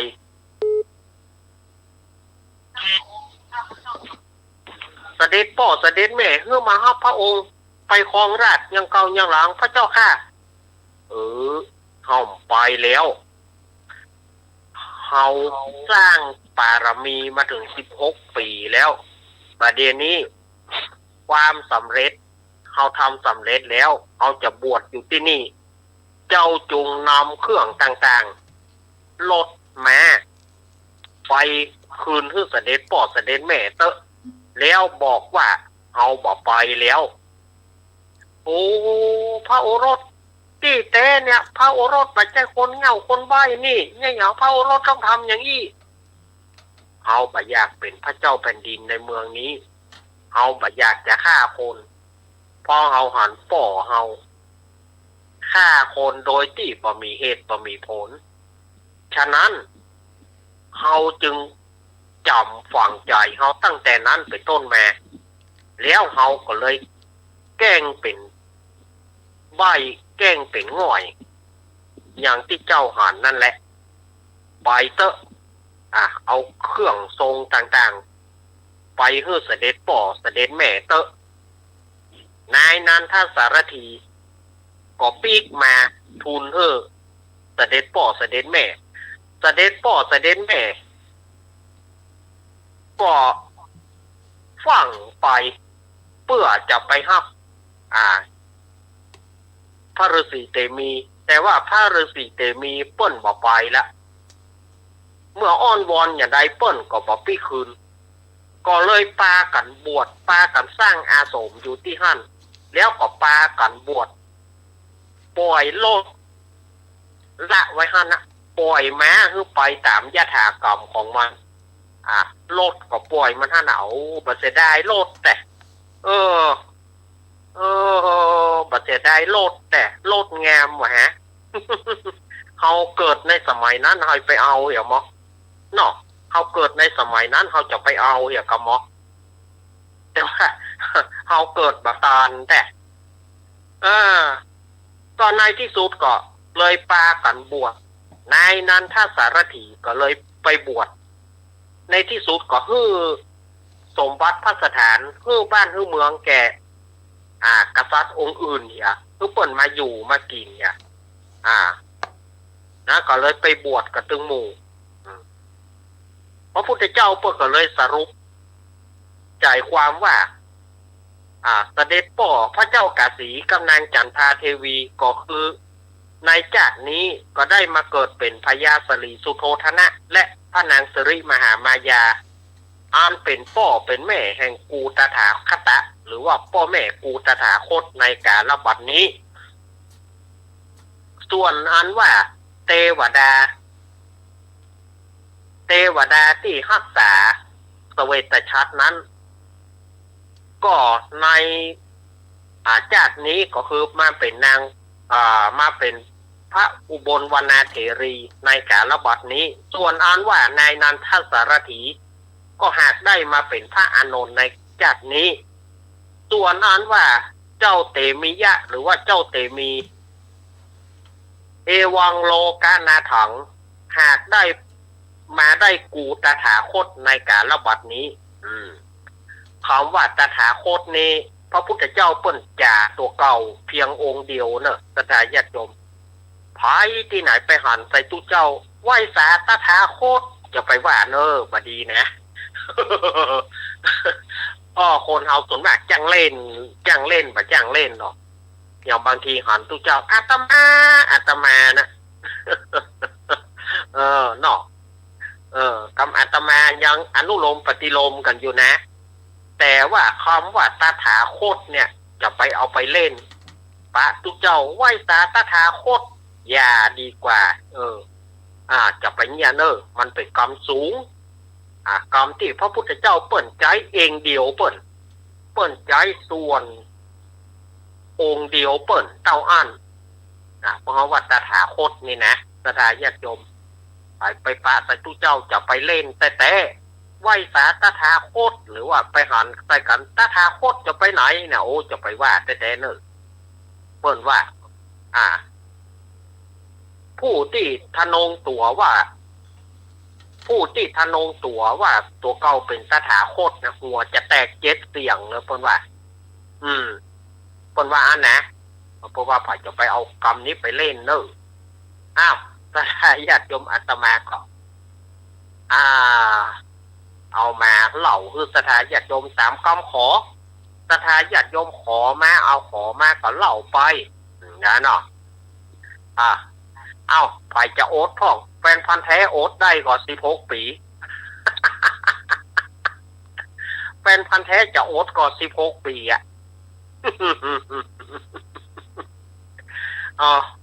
เฮาคนหนึ่งเบาสิจะเนอะอันเนี้ย เปิ้นว่ากว่าจะได้เป็นพระพุทธเจ้ามาเนี่ย มันบัดใจเรื่องจริงง่ายๆกว่าที่เปิ้นสร้างบารมีของเปิ้นน่ะเปิ้นสร้างบารมีของเปิ้นกว่าที่จะสำเร็จเป็นพุทธเจ้าเนี่ยสัพพะสัพพะมีสายเข้ามาเนาะเจริญพรว่าได้ผมเมาอย่างสักอย่างฮะเนาะเมาเนาะเมาสักอย่างฮะเนาะฟังธรรมะเล่านิทานของสามเณรอารักษ์นี่ก็พอฮะเนาะพอเนาะพอละครับเนี่ยได้ความรู้จะนักเลยครับเนาะ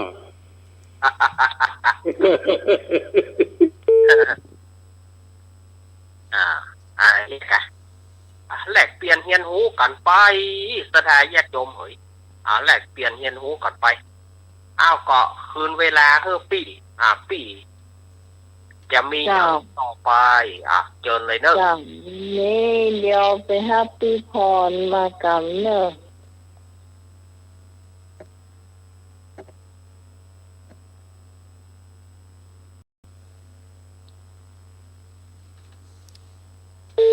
รอสกรรมเนอไปรับแม่พรเจ้า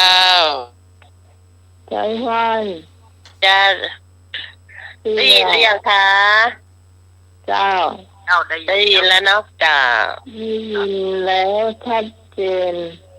จ้าได้ยินแล้วเนาะจ้านี่ไว้หน่อยแควนบางทีก็ห้ามยากก็จ้าว่าจะได้ยินเดียวกันเนาะแม่ระบบของโทรศัพท์ของป้อมันบัดเดียวนะจ้าวันนี้ลุงหนุ่ยมาอยู่เนาะครับวันนี้ได้ยินเสียงบริวารลุงหนุ่ยเจี๊ยบเจ้าเนาะได้ฟังเพลงแบบสบายตอนนี้เสียงเสียงเนาะ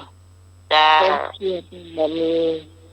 แต่วันพรุ่งนี้มีเสียงกบเขียดจากอันนั้นเนี่ยอย่างก็จากเพลงพรุ่งนี้ชอบลุงเพชรแหลมสิงห์เตรียมไว้เลย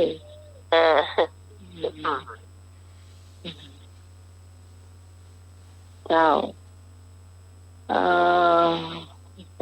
อย่างเดียวนี้มีนั่งเที่ยวก่อสมัครมีนั่งเที่ยวก่อนนี่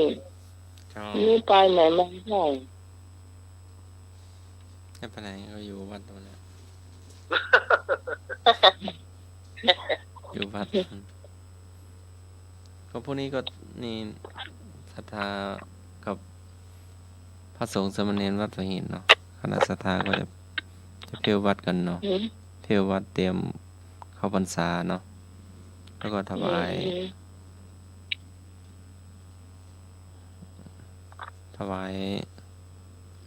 พระเจ้าอยู่หัวตัวเนาะเป็นวันอย่างของท่านวันที่28เป็นวันเฉลิมพระชนม์เจ้านั่นแหละก็รวดอุทิศองค์พาตัวเนาะทั้งในหลวงพันปีด้วยเนาะเจ้าก็พวกนี้ก็มีสวดสุปตาธรรมสถานตัวเนาะท่านใดบ้างก็เรียนเชิญได้เนอะเจ้าวันนี้ก็รถไมคโครเนาะลูกลุงล้านกะน้องพี่นันดาด้ากะรถ6 ล้อมาส่งเนาะไมคโครน้อยมาเที่ยวเนาะเที่ยวขี้โคเที่ยวกิ่งไม้เนาะนมัสการครับเจ้าท่านใบดีกาสมัครครับวัดฝาหินไม่รอเทียนเหรอครับวันปีนี้รอแล้วรอที่สารธรรมเนาะวันที่เท่าไหร่ที่23 กรกฎาคมโอ้ก็เดี๋ยวไปร่วมครับเนาะ เจ้า ล้ำมาแล้วค่ะ ที่23 กรกฎาคม วันที่23 แล้วทางมหาวิทยาลัยก็จะมาตามเนาะตามวันที่29 ครับ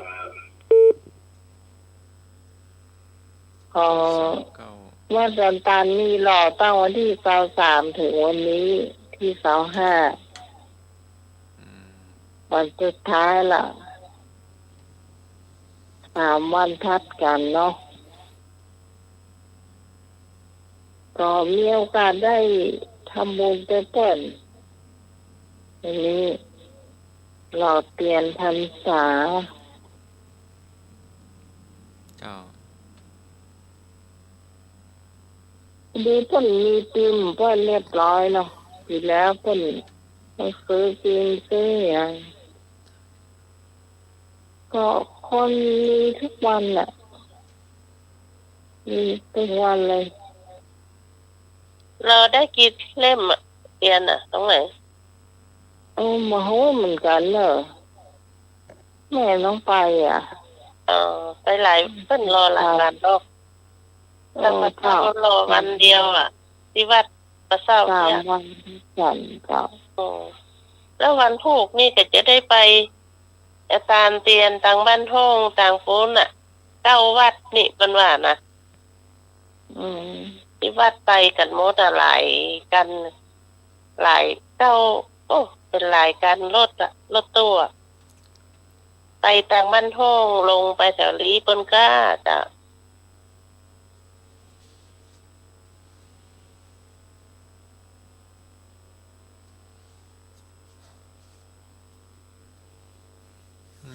ต้องบอกเขาว่าเพิ่นเอาไปแจกที่อื่นก่อนนะ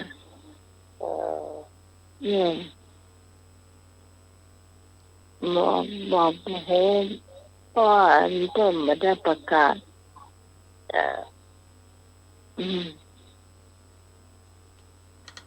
แต่คนที่หอมก็แทบจะทุกบ้านน่ะจะเตรียมตัวภาพและคนตัวเนาะจ้าส่วนมากก็บางคนก็เจ้ามาบิณฑบาตก็หลวดใส่เนาะเนี่ยอันนี้รอเตรียมถ้าเพิ่นไม่ได้ไปเนาะอันนี้น้ำฝนเนี่ยที่เป็นที่บาทใช่ไหมมันเดียวมันง่ายจ้ะเหตุงานเงินเข้าโต๊ะมาตั้งหน้าบ้านนะว่าตัวเจ้าเปิ้นจะมีรถ2 คันเนาะรถคันหนึ่งก็ตีกล้องมาก่อนเนี่ยเอาไปเตรียมไว้ก่อนเปิดตัวบ้านเราไว้ถ้าเราตันข้าวก็เตรียมสวยเตรียมดอกอย่างนี้เนี่ยถ้าทีนี้เปิ้นมาหลวดทีนี้นี่ถ้าใหม่ไม่ได้ไปวัดแต่นี่ขอจะได้นิมนต์มาที่บ้าน12 เพลงนะมันน่าจะบ่ใช่12 เพลงถ้าบักก่อนก็ต้องหลัง12 เพลงเนาะมันเป็นเดือน12ทั้งเดือนเนาะเราสามารถนิมนต์กันมาได้ไปทำที่บ้านเนี่ยได้ค่ะได้ตลอดทั้งเดือนเลยนั่นแหละเขาพร้อมอยู่ที่บ้านเนี่ยปีนี้น้องใหม่มาได้ไปฟังทำที่วัดอ่ะปีเนี้ยที่ยังบ่มีรถก็เลยรถเขายังแต่งมาแล้วเนี่ยน้องนี่ยังมาหลายวันแล้วเนี่ยรถเนี่ยรถที่อาจารย์นะนี่น่ะเนี่ยไปที่วัดดีกว่าได้บุญนักขนาดเลยอะได้บุญร่วมกับวัดโอ้ได้นักขนาดเลยเนาะดีเหลือทำที่บ้านก่อนที่บ้านมาได้บุญได้อย่างหมูบีเบาครับเนาะถ้าไปวัดเนาะวัดกันเนี่ยไปใส่บาตรใส่เข้าเนี่ยก็ภาษาเนี่ยเนาะครับนายก็ได้ไอ้เฮ้ยอันนี้เอาจริง อันนี้ก็หมายความว่าบ้านมีรูปพระพุทธเจ้าอยู่แล้วเนาะ นะครับ ให้ความสะดวกว่าดีกว่าเอาไปบ่ไหวแล้วก็ถ้ามีรถก็จะไปอยู่มีรถถ้า เอารถก็มีแต่ จะ รถน้ำใหม่ก็มีเนาะ ก็รถเอาไปเตะเป็นแบบได้เอาเตะมันบ่เป็นเงิน รถน้ำใหม่หรือว่ารถ อือฮึ ที่แม่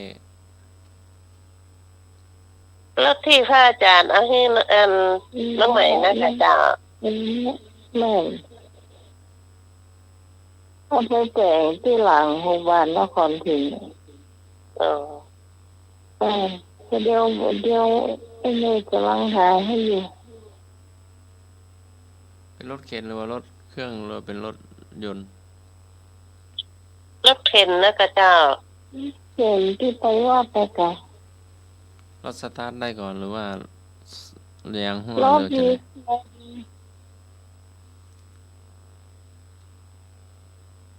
รถดีใช่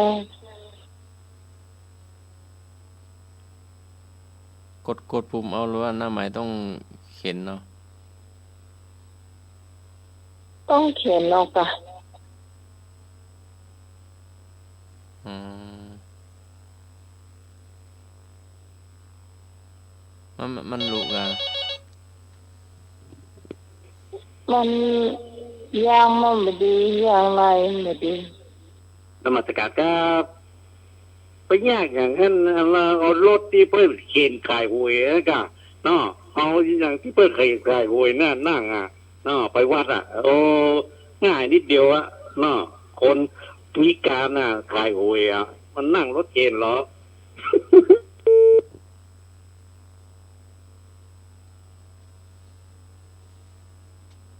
จะเป็นไรมันไม่มาไม่ไหวก็ทำวัดที่บ้านนะ ทำวัดที่บ้านสวดมนต์ที่บ้านเตือนนุกรมที่บ้านไหว้พระเจ้าที่บ้านก็ได้นะ ไปดูก่อนถ้าไปได้แต่จะไป เข้าสาถึง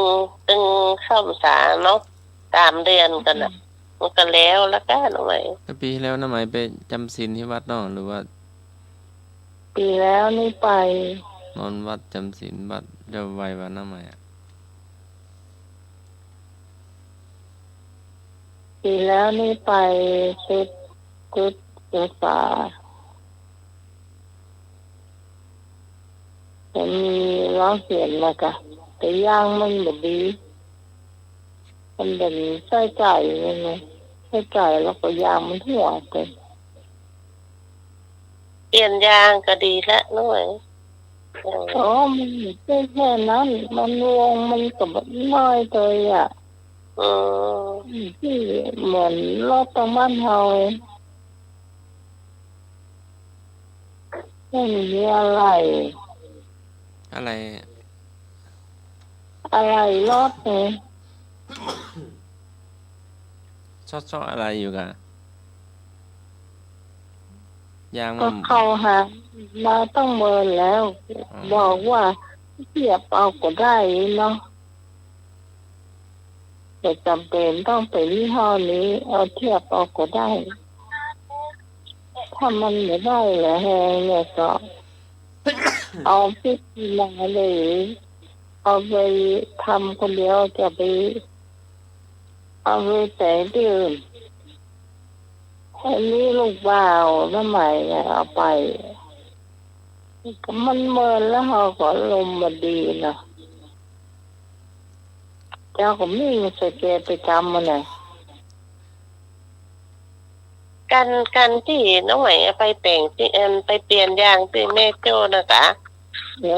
ตอนนั้นแหละ ไปเปลี่ยนร้านเดิมเนาะหรือว่าร้านไหน ตอนนั้นเนี่ยถ้าบุญทรงบอกว่าเปลี่ยนล้อเปลี่ยนอย่างนั้นเขาก็พร้อมนะแต่เพิ่มไม่ได้บอกคำนี้อันเนาะ มันบอกว่าเปลี่ยนเปลี่ยนเลาะเปลี่ยนมันมีที่เปลี่ยนอยู่ตั้งเหนือพวกเนี้ยมันเข้าใจหมดดีก็หมดใจกันแล้วเข้าใจอ่ะต้องเปลี่ยนหัวลมอย่างมันเนี่ยจ้ะโอ้เท่าที่นะร้านใหญ่แต่ไม่โจ้ท่านเป็นบอกที่เฮาอยู่เปลี่ยนท่านละถ้าเฮาก็เตรียมตางไปจนตันบ่ายใช่หรอ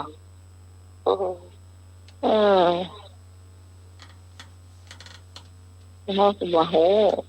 ตอนนั้นน่ะมันอยู่คนละฝั่งถนนกันนี่ก็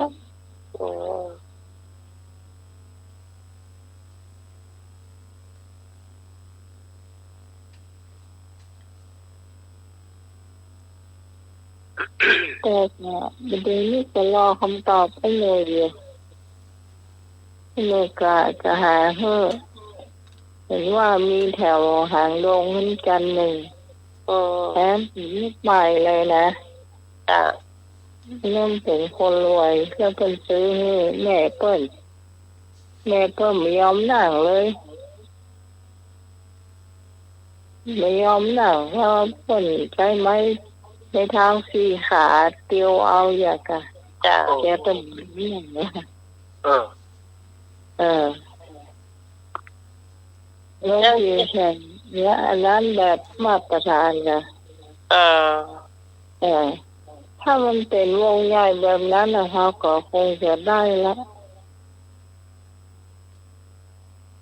อันนี้มันเป็นอันน้อย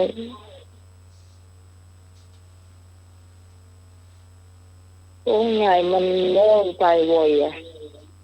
จะวงใหญ่จะไปบ่อย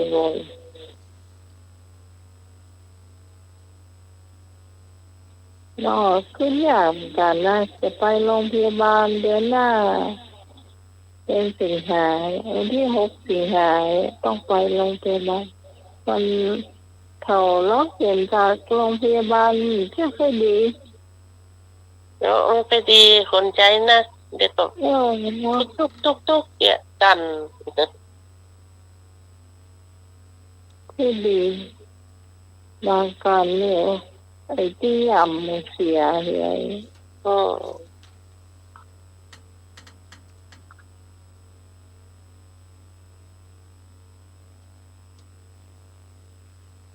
เราเสียน้องแม่เนาะจ้าพี่พรมีเสียเรื่องงานปะทูเนี่ยเรื่องปะทูเนี่ยเป็นเหตุจ้ามีครอบครัวหนึ่งเนาะมีพ่อแม่ลูกให้เป็น3 คนเพราะว่าสมัยก่อนลูกเป็นนักเนาะ3 คน4 คนเนี่ยจะแม่กำลังปิ้งปลาทูหรือทอดปลาทูเนี่ยปิ้งปลาทู2 ตัวลูกมี3 คนนั่นเนาะ2 ตัวปิ้งสุกไปแล้ว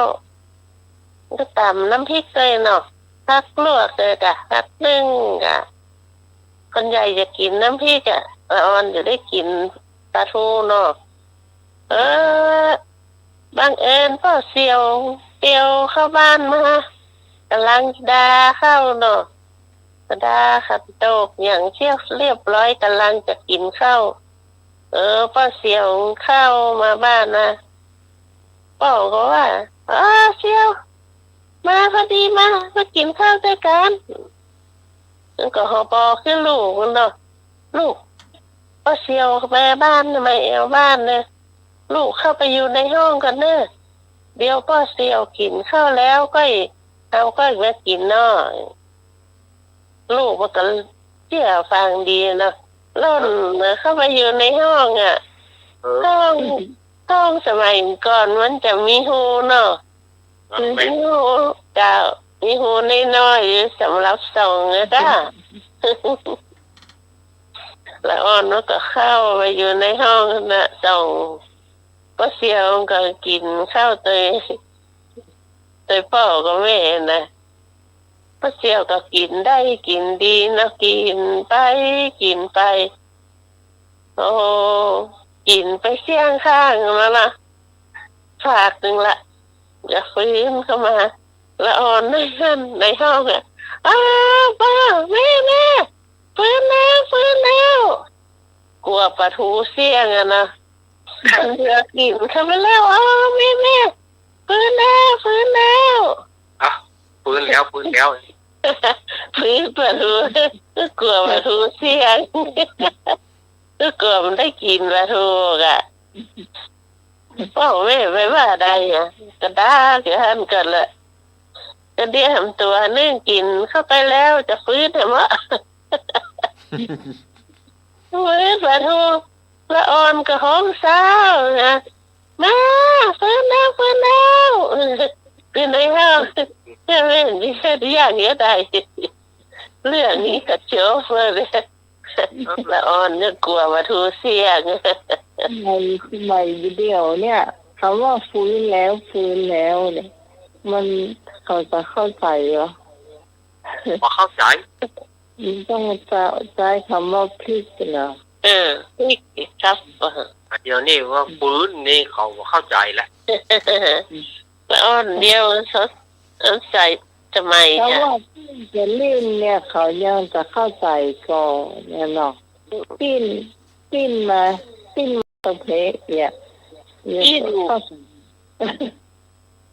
ปิ้นก่อนยังจะพอเข้าใจน้อยแต่บ่100%ฟื้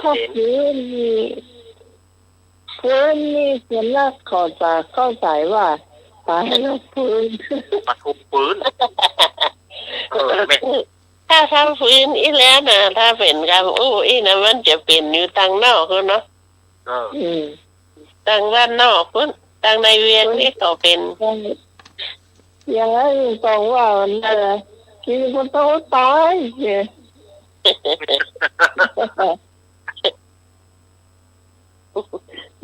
ทีนี้กินคนโตตายบางคนอย่างนี้นะฮะเอาก็ไปไม่กินกระทู้เป็นเงินหรอกบางคนเอากระทู้ตายฟังแล้วหลวดเลยกินกระทู้ตายท่านตายไปได้กินเลยค่ะเนาะตายไปได้พ่อแม่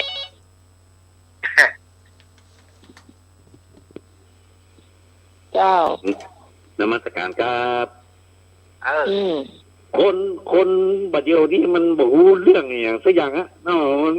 มันกินบ่เป็นเนาะมันกินบ่จ้างเนี่ยคนสมัยเนี่ยเนาะตู้สมัยเก่าบ่ได้กินมดอะเนาะกินบ่เลือกครับเนาะครับนมัสการครับเมื่อก่อนมันมีอันให้เว้ยต่างยุคต่างสมัยกันเฮ้ยจะเอามาเทียบกับสมัยก่อนมันก็ไม่ใช่แม่นสมัยก่อนนี่มันจะมีแต่อย่างเลือกนักเนาะแม่นจะได้มากินกุ้งเผาหมูนึ่งหอยอย่างนึ่งเนี่ยจะได้กินแล้วเนาะสมัยก่อนมันได้มีทางเลือกกันเนาะออกจากที่เปิดเป็นผู้รักมากดีด้านนะสุมาเถอะเนี่ยก็อย่างยกตัวอย่างพี่เนี่ยอย่างกุ้งเสือกุ้งกระหอกุ้งเนี่ยกุ้งมังกรกุ้งเสือกุ้งลายเสือตัวใหญ่เสือนั่นน่ะได้กินตัวเดียวตัวไหนเนี่ยมันตกอยู่ประมาณ300เนี่ยโอ้ตัวเดียวนี่นะตัวใหญ่ขนาดนั้นมันกินตัวเดียวเนี่ยเราไม่ต้องกินข้าวเลยโอ้ตัวนึงมัน โอ้มันก็ไปเป็น2,000มันมีกี่ตัวเนี้ยปาดโทษ สมัยก็ได้หวีเนาะ เจ๊ ก็เป็นละอ่อนได้กินน่ะจ้ะ เอาบัดนี้ เจ็บตรงไอ้ปีกนก ฮัลโหล กินเด้อเดียว นมัสการครับ เออ เขาเรียกว่ากุ้งมังกรตัวใหญ่ๆอ่ะกินได้วันข้ามมากุ้งมังกรหน้าตัวใหญ่เลยอ่ะหน้ากินได้วันข้าม กุ้งมันกุ้งจะตายใหญ่ตัวนี้กุ้งลายเสือ สมัยก่อนเขาจะได้กินนะกินแค่กุ้งแหนมเขากุ้งป่วยอ่ะ กุ้งฝอยอ่ะแต่ที่เราเคยได้กินเนาะ เออ จ้ะ กุ้งฝ ป่ อ วย ยนั่นนะ ที่เขาเอามาตำพ่องก็เป็นกุ้งเต้นพ่องเนี่ยเนาะ กุ้งป่วยทั้งนั้นนะบ่มี กุ้งกระม่อมไงบางทีก็เอามาทอดแต่เนาะ อืม ทอดใส่เกลือเนาะ ก่อนนะสมัยเฮายังบอกฮู้นำก่อนที่เปิ่นมีเบี้ยมีเงินนักๆปุ่นก็จะได้กิน ตะวานะสมัยอู้เรื่องกุ้ง อู้เรื่องกุ้งตำน้ำพริกกุ้งกับจิ้งหรีดอะตำไปแล้วกุ้งเนี่ยเอาไปอบนะอบจนเป็นฝอยเลยนะก็ไป และเอามาปั่นที่ละเอียดแล้วตำโดยที่หีดที่กุ้งเนี่ยนะว่าเขาถามว่าตำพริกอย่างตำพริกที่กุ้งแบ่งไปให้พี่นะพี่มันล่ะโอ้น้ำพริกที่ลำแต่ลำว่าแบบตาลวกค่ะพี่เห็นเนาะ นี่อันต่ำนะพี่เก๋น่ะแต่ว่าน้องกินนะพี่เก๋วันคำกับบัตเตยเนี่ย จ้ะ มีไข่เจียวไข่ฟูนะกับ จ้ะ ลำ ลำเออ ตำน้ำพริกเกินพอดีเขาเอาผักเชียงดาให้หอยขี้นกให้ลวกอ่ะแล้วกำกับตัวนี่เป็นดีเป็นลำไม่ว่าอ๋อ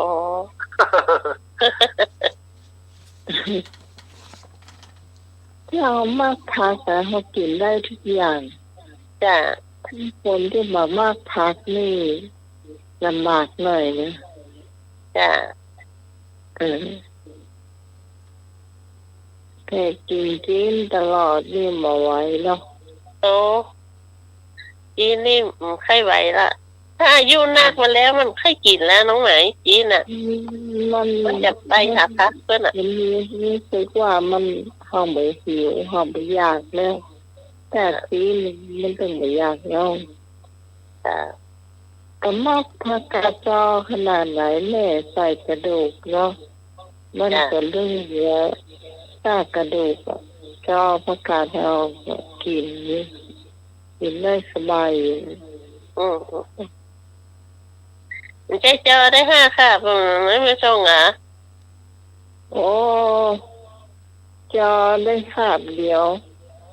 มันเป็นพักกาดน้อยอยู่อ่ะ จ้ะ พักกาดหมอกซ่าในหอย จ้ะ หมอกซ่าได้เห็นลำอยู่ นมัสการครับแต่ที่เล่นเนี่ยนี่สู้จินลาบมาได้ครับน้อโอ้ลาบเหมาะขนาดเลยอะน้อลาบ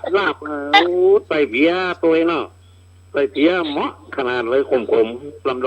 น้อครับ ลาบควายด้วยนี่แม่นั่นแท้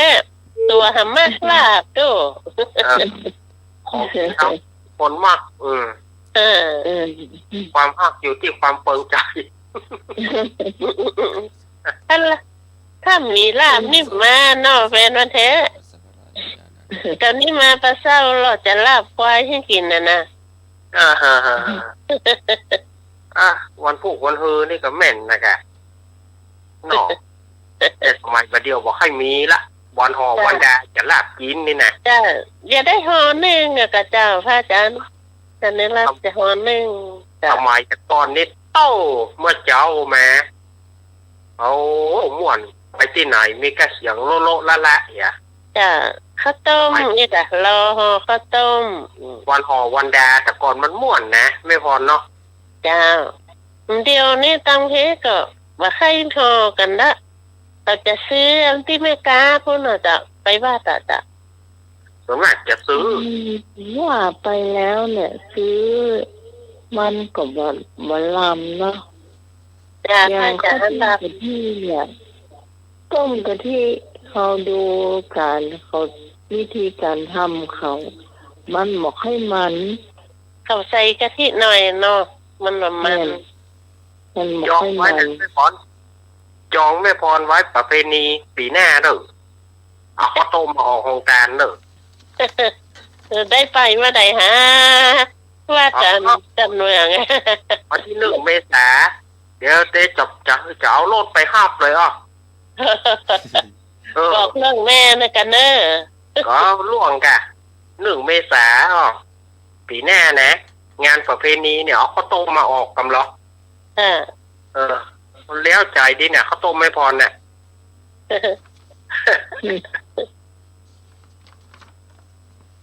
เอารถมาหลายแต่วันนี้ถ้ากันไล่ครับตั้งแต่ไม่ริมไปกะ เออน่ะกะ อืม ได้เหยียบกุ้งได้ข้าวต้มนะเหยียบกุ้งตรงมาถ้าถามหาอย่างนั่นนี่มันพออิ่มลูก จ้า ได้กุ้งถ้าเหยียบกุ้งเดินวัดถามหาอย่างอื่นละ ส่งมาติอิมแล้วนะเนาะเจ้า โอ้พอแล้ว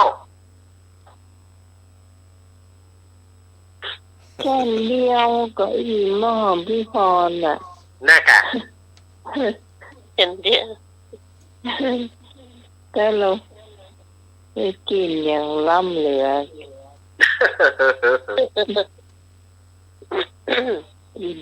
ถ้ากินกำคู่มันพ่อยหนุ่ยเลยนี่มันนอนตาล่างขวัญ ต้องดูล่ะต้องมีนักต้องกินลำอ่ะต้องดูอ่ะ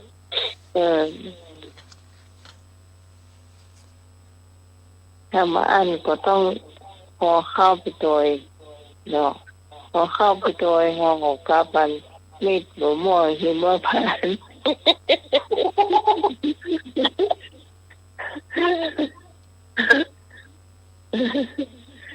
เป็นมันเป็นพวกหิมพานต์ ต้องกินกับข้าวลำนะอัน ลำ ตึ้งเน้น กะ แม่กินได้ยามว่ามั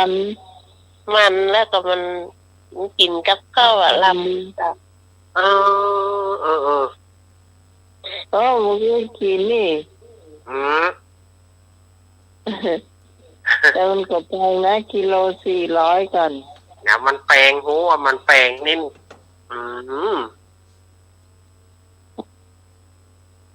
มันจะมีเป็นราคาแดงขายอยู่ถ้าเราจะเอาถุง100ก็ได้ก็มี แต่ว่าเราเอาแบบคัดเกรดเนี่ย จ้ะ ถุง ก็จะได้ยินว่ามันมีดิบขายตัวนะอ้ายว่าเนี่ยร้านนี้แล้วก็มีที่เป็นดิบมาทอดเดียว เราจะเอามาทอดเองมันจะได้ก่อนน่ะแต่มันจะสู้ทางเขาเนี่ยมาเพิ่มได้ ก็ต้องดูค่ะก่อนที่จะเอาคนตลอดแล้วถ้าดูออกจะเหลืองแล้วเขาก็รีบเอาขึ้นแล้วน้องไหมนี่มันจะฮ้อนแล้วก็มันตึงเหลืองกรอบ เขาว่าเขาใส่ทรายเลยกะไม่พร ใส่อย่างก็จะ ทราย โอ้มาใส่อ่ะจ้ะ แล้วเจ้าของเขาว่าพวกเขาใส่ทรายตัวนี้นะ อันนี้ทอดน้ำมันแล้วก็จะ ฮัลโหล ทอดน้ำมัน กินบะได้นี่ก็ลำเราโต้เกี่ยวมันขนาดเลยอ่ะกินบะได้เนี่ย มันต้องไปกินครับอย่างนั้นแกะแล้วกินข้าวปากเนี่ยกะเนาะมันขนาดเลยอ่ะเนาะ แน่นอนตัวมากอันใดตัวก็ลำอะไร ที่กินนอกโอ้ยปีไหนจำไม่ได้ว่าปีไหนอ่ะ ไอ้หนุ่ยซื้อส่งไปมาให้คือสุดตีอ่ะจนขอร้องวันยังถ้าไม่ยังไม่ถึงนะ อันเกินกิโล200อ่ะกิโล400แต่กับน้องไหมที่ทอดเสร็จแล้วนะ อันนี้ซื้อกิโลเป็นกิโลที่เป็นแพ็คเป็นแพ็ค จ้ะ แล้วมันจะมีตาของมัน จ้ะ ตาของมันเป็น1 กิโลนะ400 บาทคือติดราคาติดเท่าเหรอ อืม เออ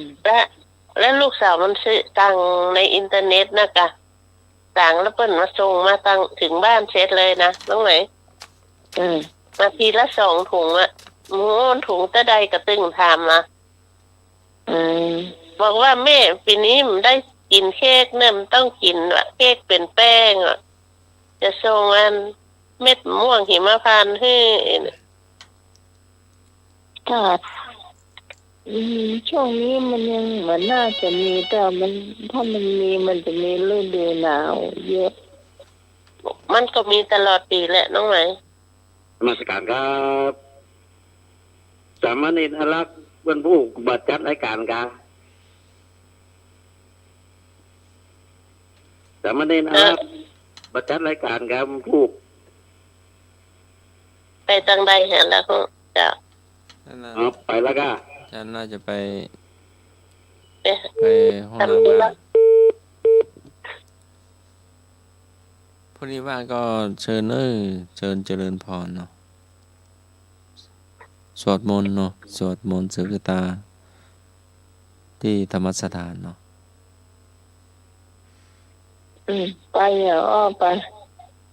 จะ เจ็บหล้า อาจารย์ตัด ให้มาเจ็บตรงใต้ปีกนกหรือไหม อืม เจ็บตรงใต้ปีกนกนะ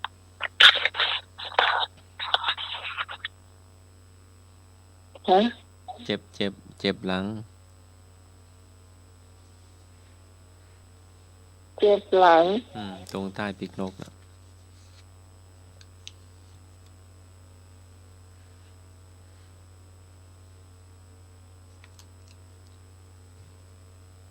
อะยังอ๋อ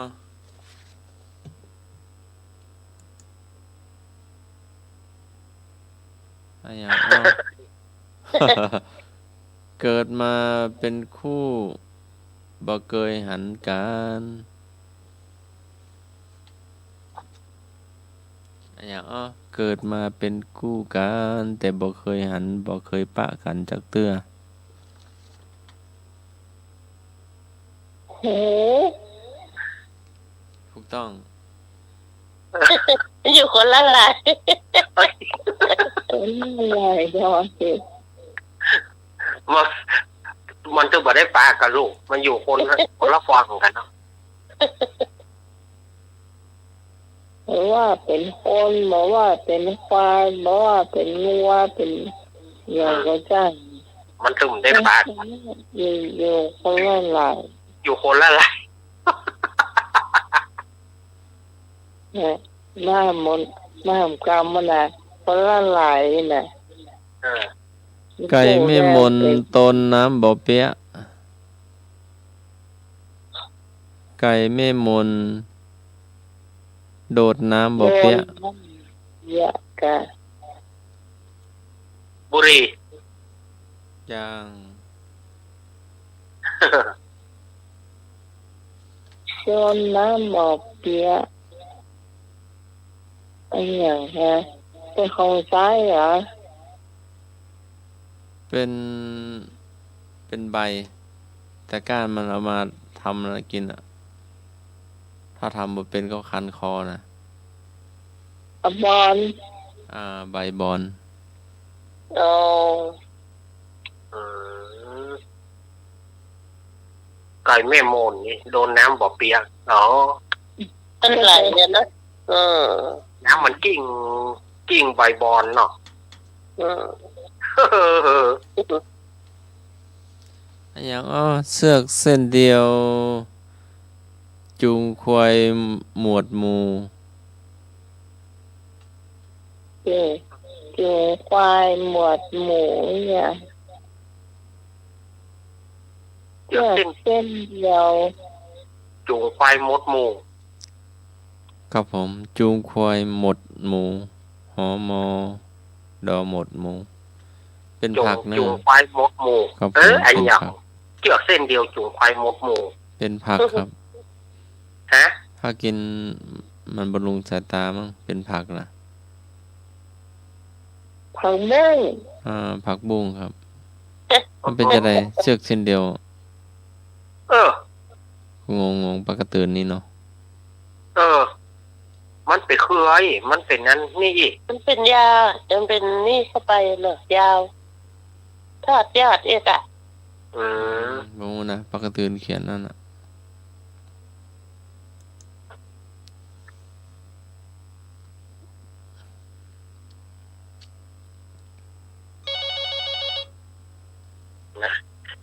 แม่ทำปัญหาพ่อนะ นมัสการครับ เออ ผักบุ้งหน้าเอามาแกงหน้าแกงใส่ป่าจัดลำเลยอะเนาะแกงผักบุ้งอ่ะใส่ป่านี่เหมาะต้มอ่ะเนาะต้มผักบุ้งอ่ะเนาะครับสามเณรอารักษ์วันพุธจัดรายการก่อน วันพุธ อื ตีสามกะ เออ อ่ะ ตีสาม ตีสามจัดอยู่ จัดอยู่กัน จัดอยู่ แล้วมารีบไปเนาะไปจำวัดกัน ก็เดี๋ยวมันถึงนี่แล้ว มันใกล้จะวันนี้อินดูวันปีใหม่ก็ไม่พรอินดูอาจารย์สมัครวันนี้ลุงหนุ่ยบะหมี่นี่บ่ได้ข้างหำน้อยเดียวขอบคุณขอบคุณ นะเนาะ ครับ อืม ก็ทำอาหารเลยทุกคนนะครับ ไม่ เลย อะไรเอ่ยมันเป็นบทสวดมนต์ชอช้างนำหน้าต่อเด็กกลางหลัง มีอยู่5 คำชอช้างนำหน้าต่อเด็กกลางหลัง พยาชนาคตานะกะใจแล้วอีก เป็นบทสวดมนต์ บทสวดมนต์มี5 กรรม นำหน้าต่อเด็ก ชอก ลางหลั ช้าง งหน้าดอเด็กตามหลัง ฮิริโอตปปะ ใช่ รัวชอช้างนำหน้าไม่อีลิโอตปัด สยาสนากาตา ใช่มันง่ายทำง่าย อัตถิอุณชวิชโย ใช่ เพสัตสังเทวมนุษย์สานัง ใช่อาจารย์รักกธาตุจะทำได้อยู่ก็ เทวชาตา แต่ถ้ามันหลอนหล่ออีนะ อินต มันเพิ่ง ชา ขึ้น ตา มาออกเหมือนกันเฮ้ย มี5 กรรมอ่ะ 5 กรรม ครับ สิริทิติมติเตโสสยสิทธิ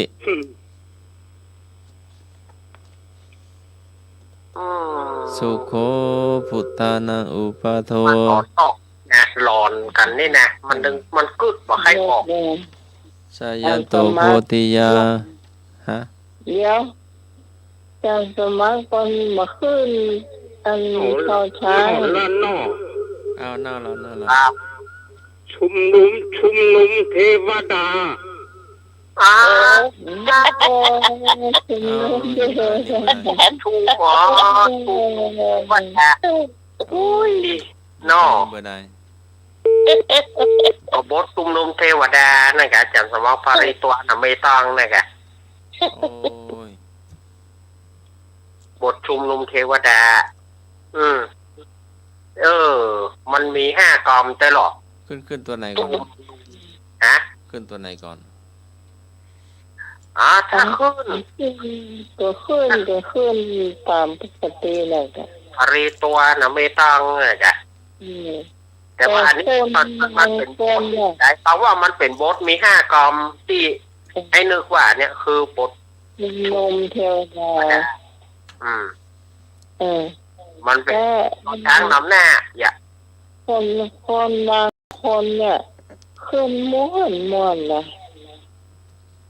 ยังจำท่านก็ได้อะที่แกมาขึ้นชุมนุมเทวดาเตียนที่มาเป็นอาจารย์แล้วก็อาจารย์สมัครแล้วแกเป็นคนที่3อ่ะจ้า เกิดน้ำไหมอ่ะก็ แกขึ้นชุมนุมเทวดาเก่ง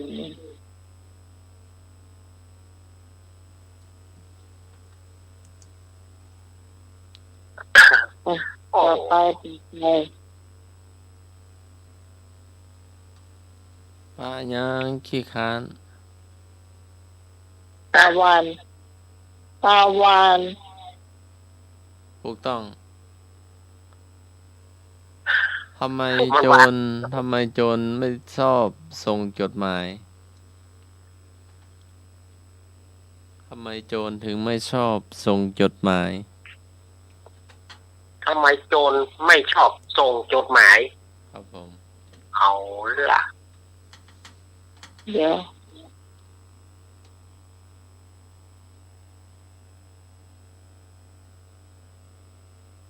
เพราะกลัวจะเพราะจาหน้าซองเป็นจะได้เพราะมีจาหน้าซอง พ่อ จานสองน่ะ ปวดตำรวจอะจ้ะ เป็นจะได้ พ่อพูดจากหน้าซองเลยเนาะโอ้โหเจ้าเฮ้ย เจ้าเฮ้ย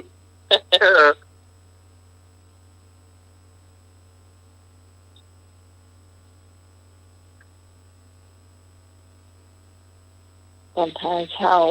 เนี่ย ห้องอะไรเอ่ยไม่รับคนจีน ฮะ ห้องอะไรเอ่ยไม่รับคนจีน ต้องรับแขก ถูกต้อง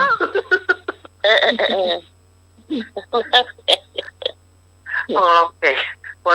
ห้องเราแขกไม่รับคนจีน ตั้งใจว่าห้องรับจีนแล้วเนาะ ถ้าไทยเขาไปกับยินนี้ นะ ไทยเขาไป ก็มีคำถามว่าคำถามสุดท้ายมา คนเมืองเขาก็แยกอะคนไทยเขาก็แยกอะไปเข้าห้องเปิด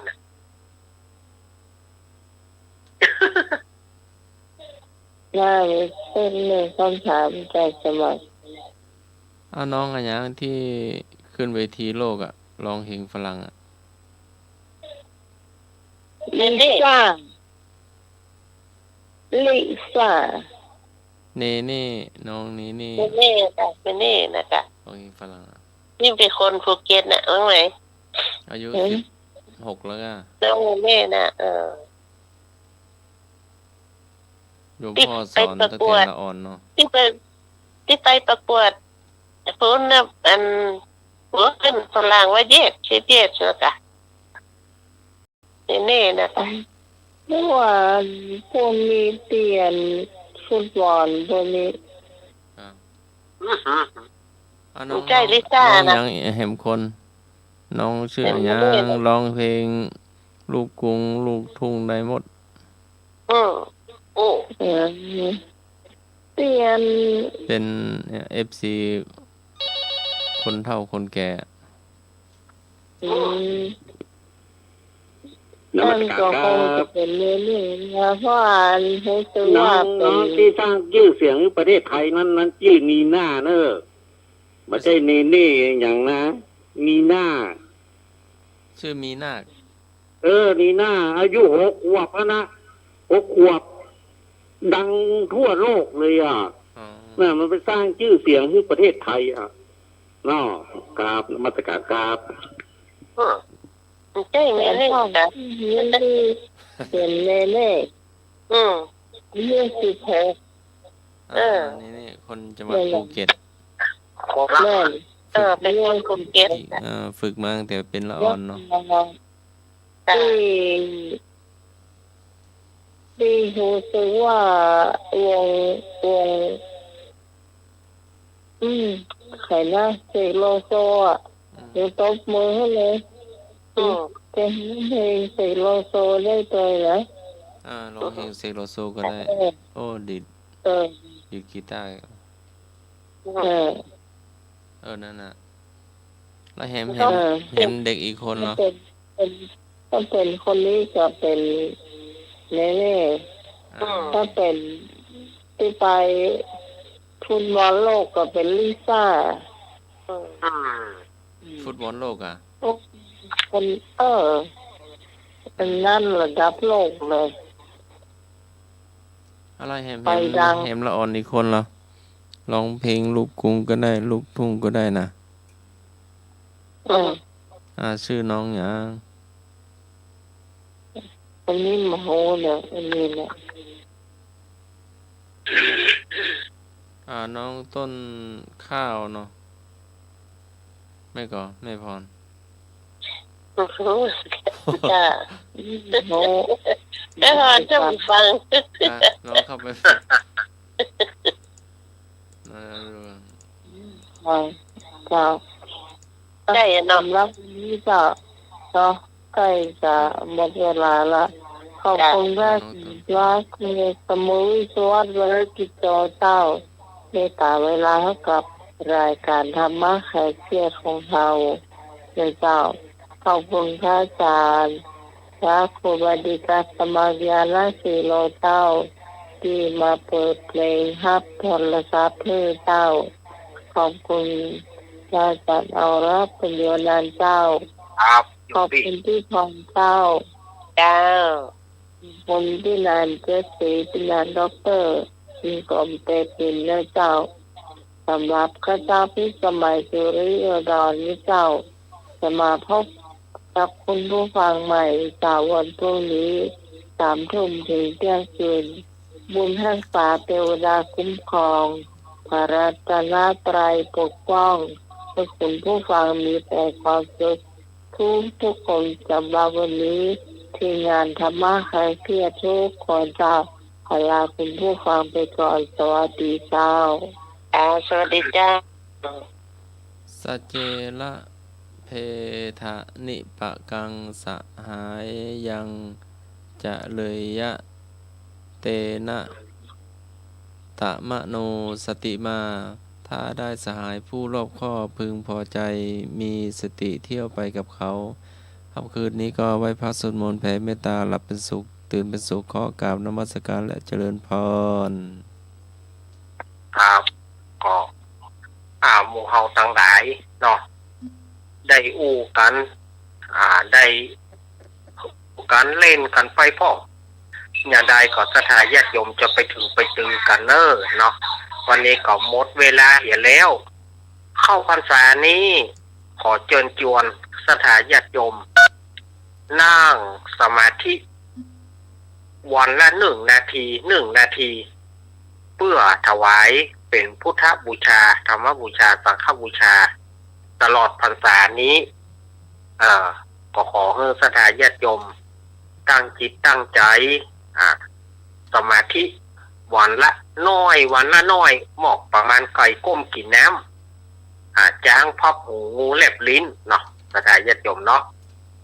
ก็วันนี้ขอขอบคุณท่านอาจารย์ท่านพระครูสมุวิศวัตวรกิจโจครับผมขอขอบคุณท่านอาจารย์สมัครครับผมพี่พิสมัยตัว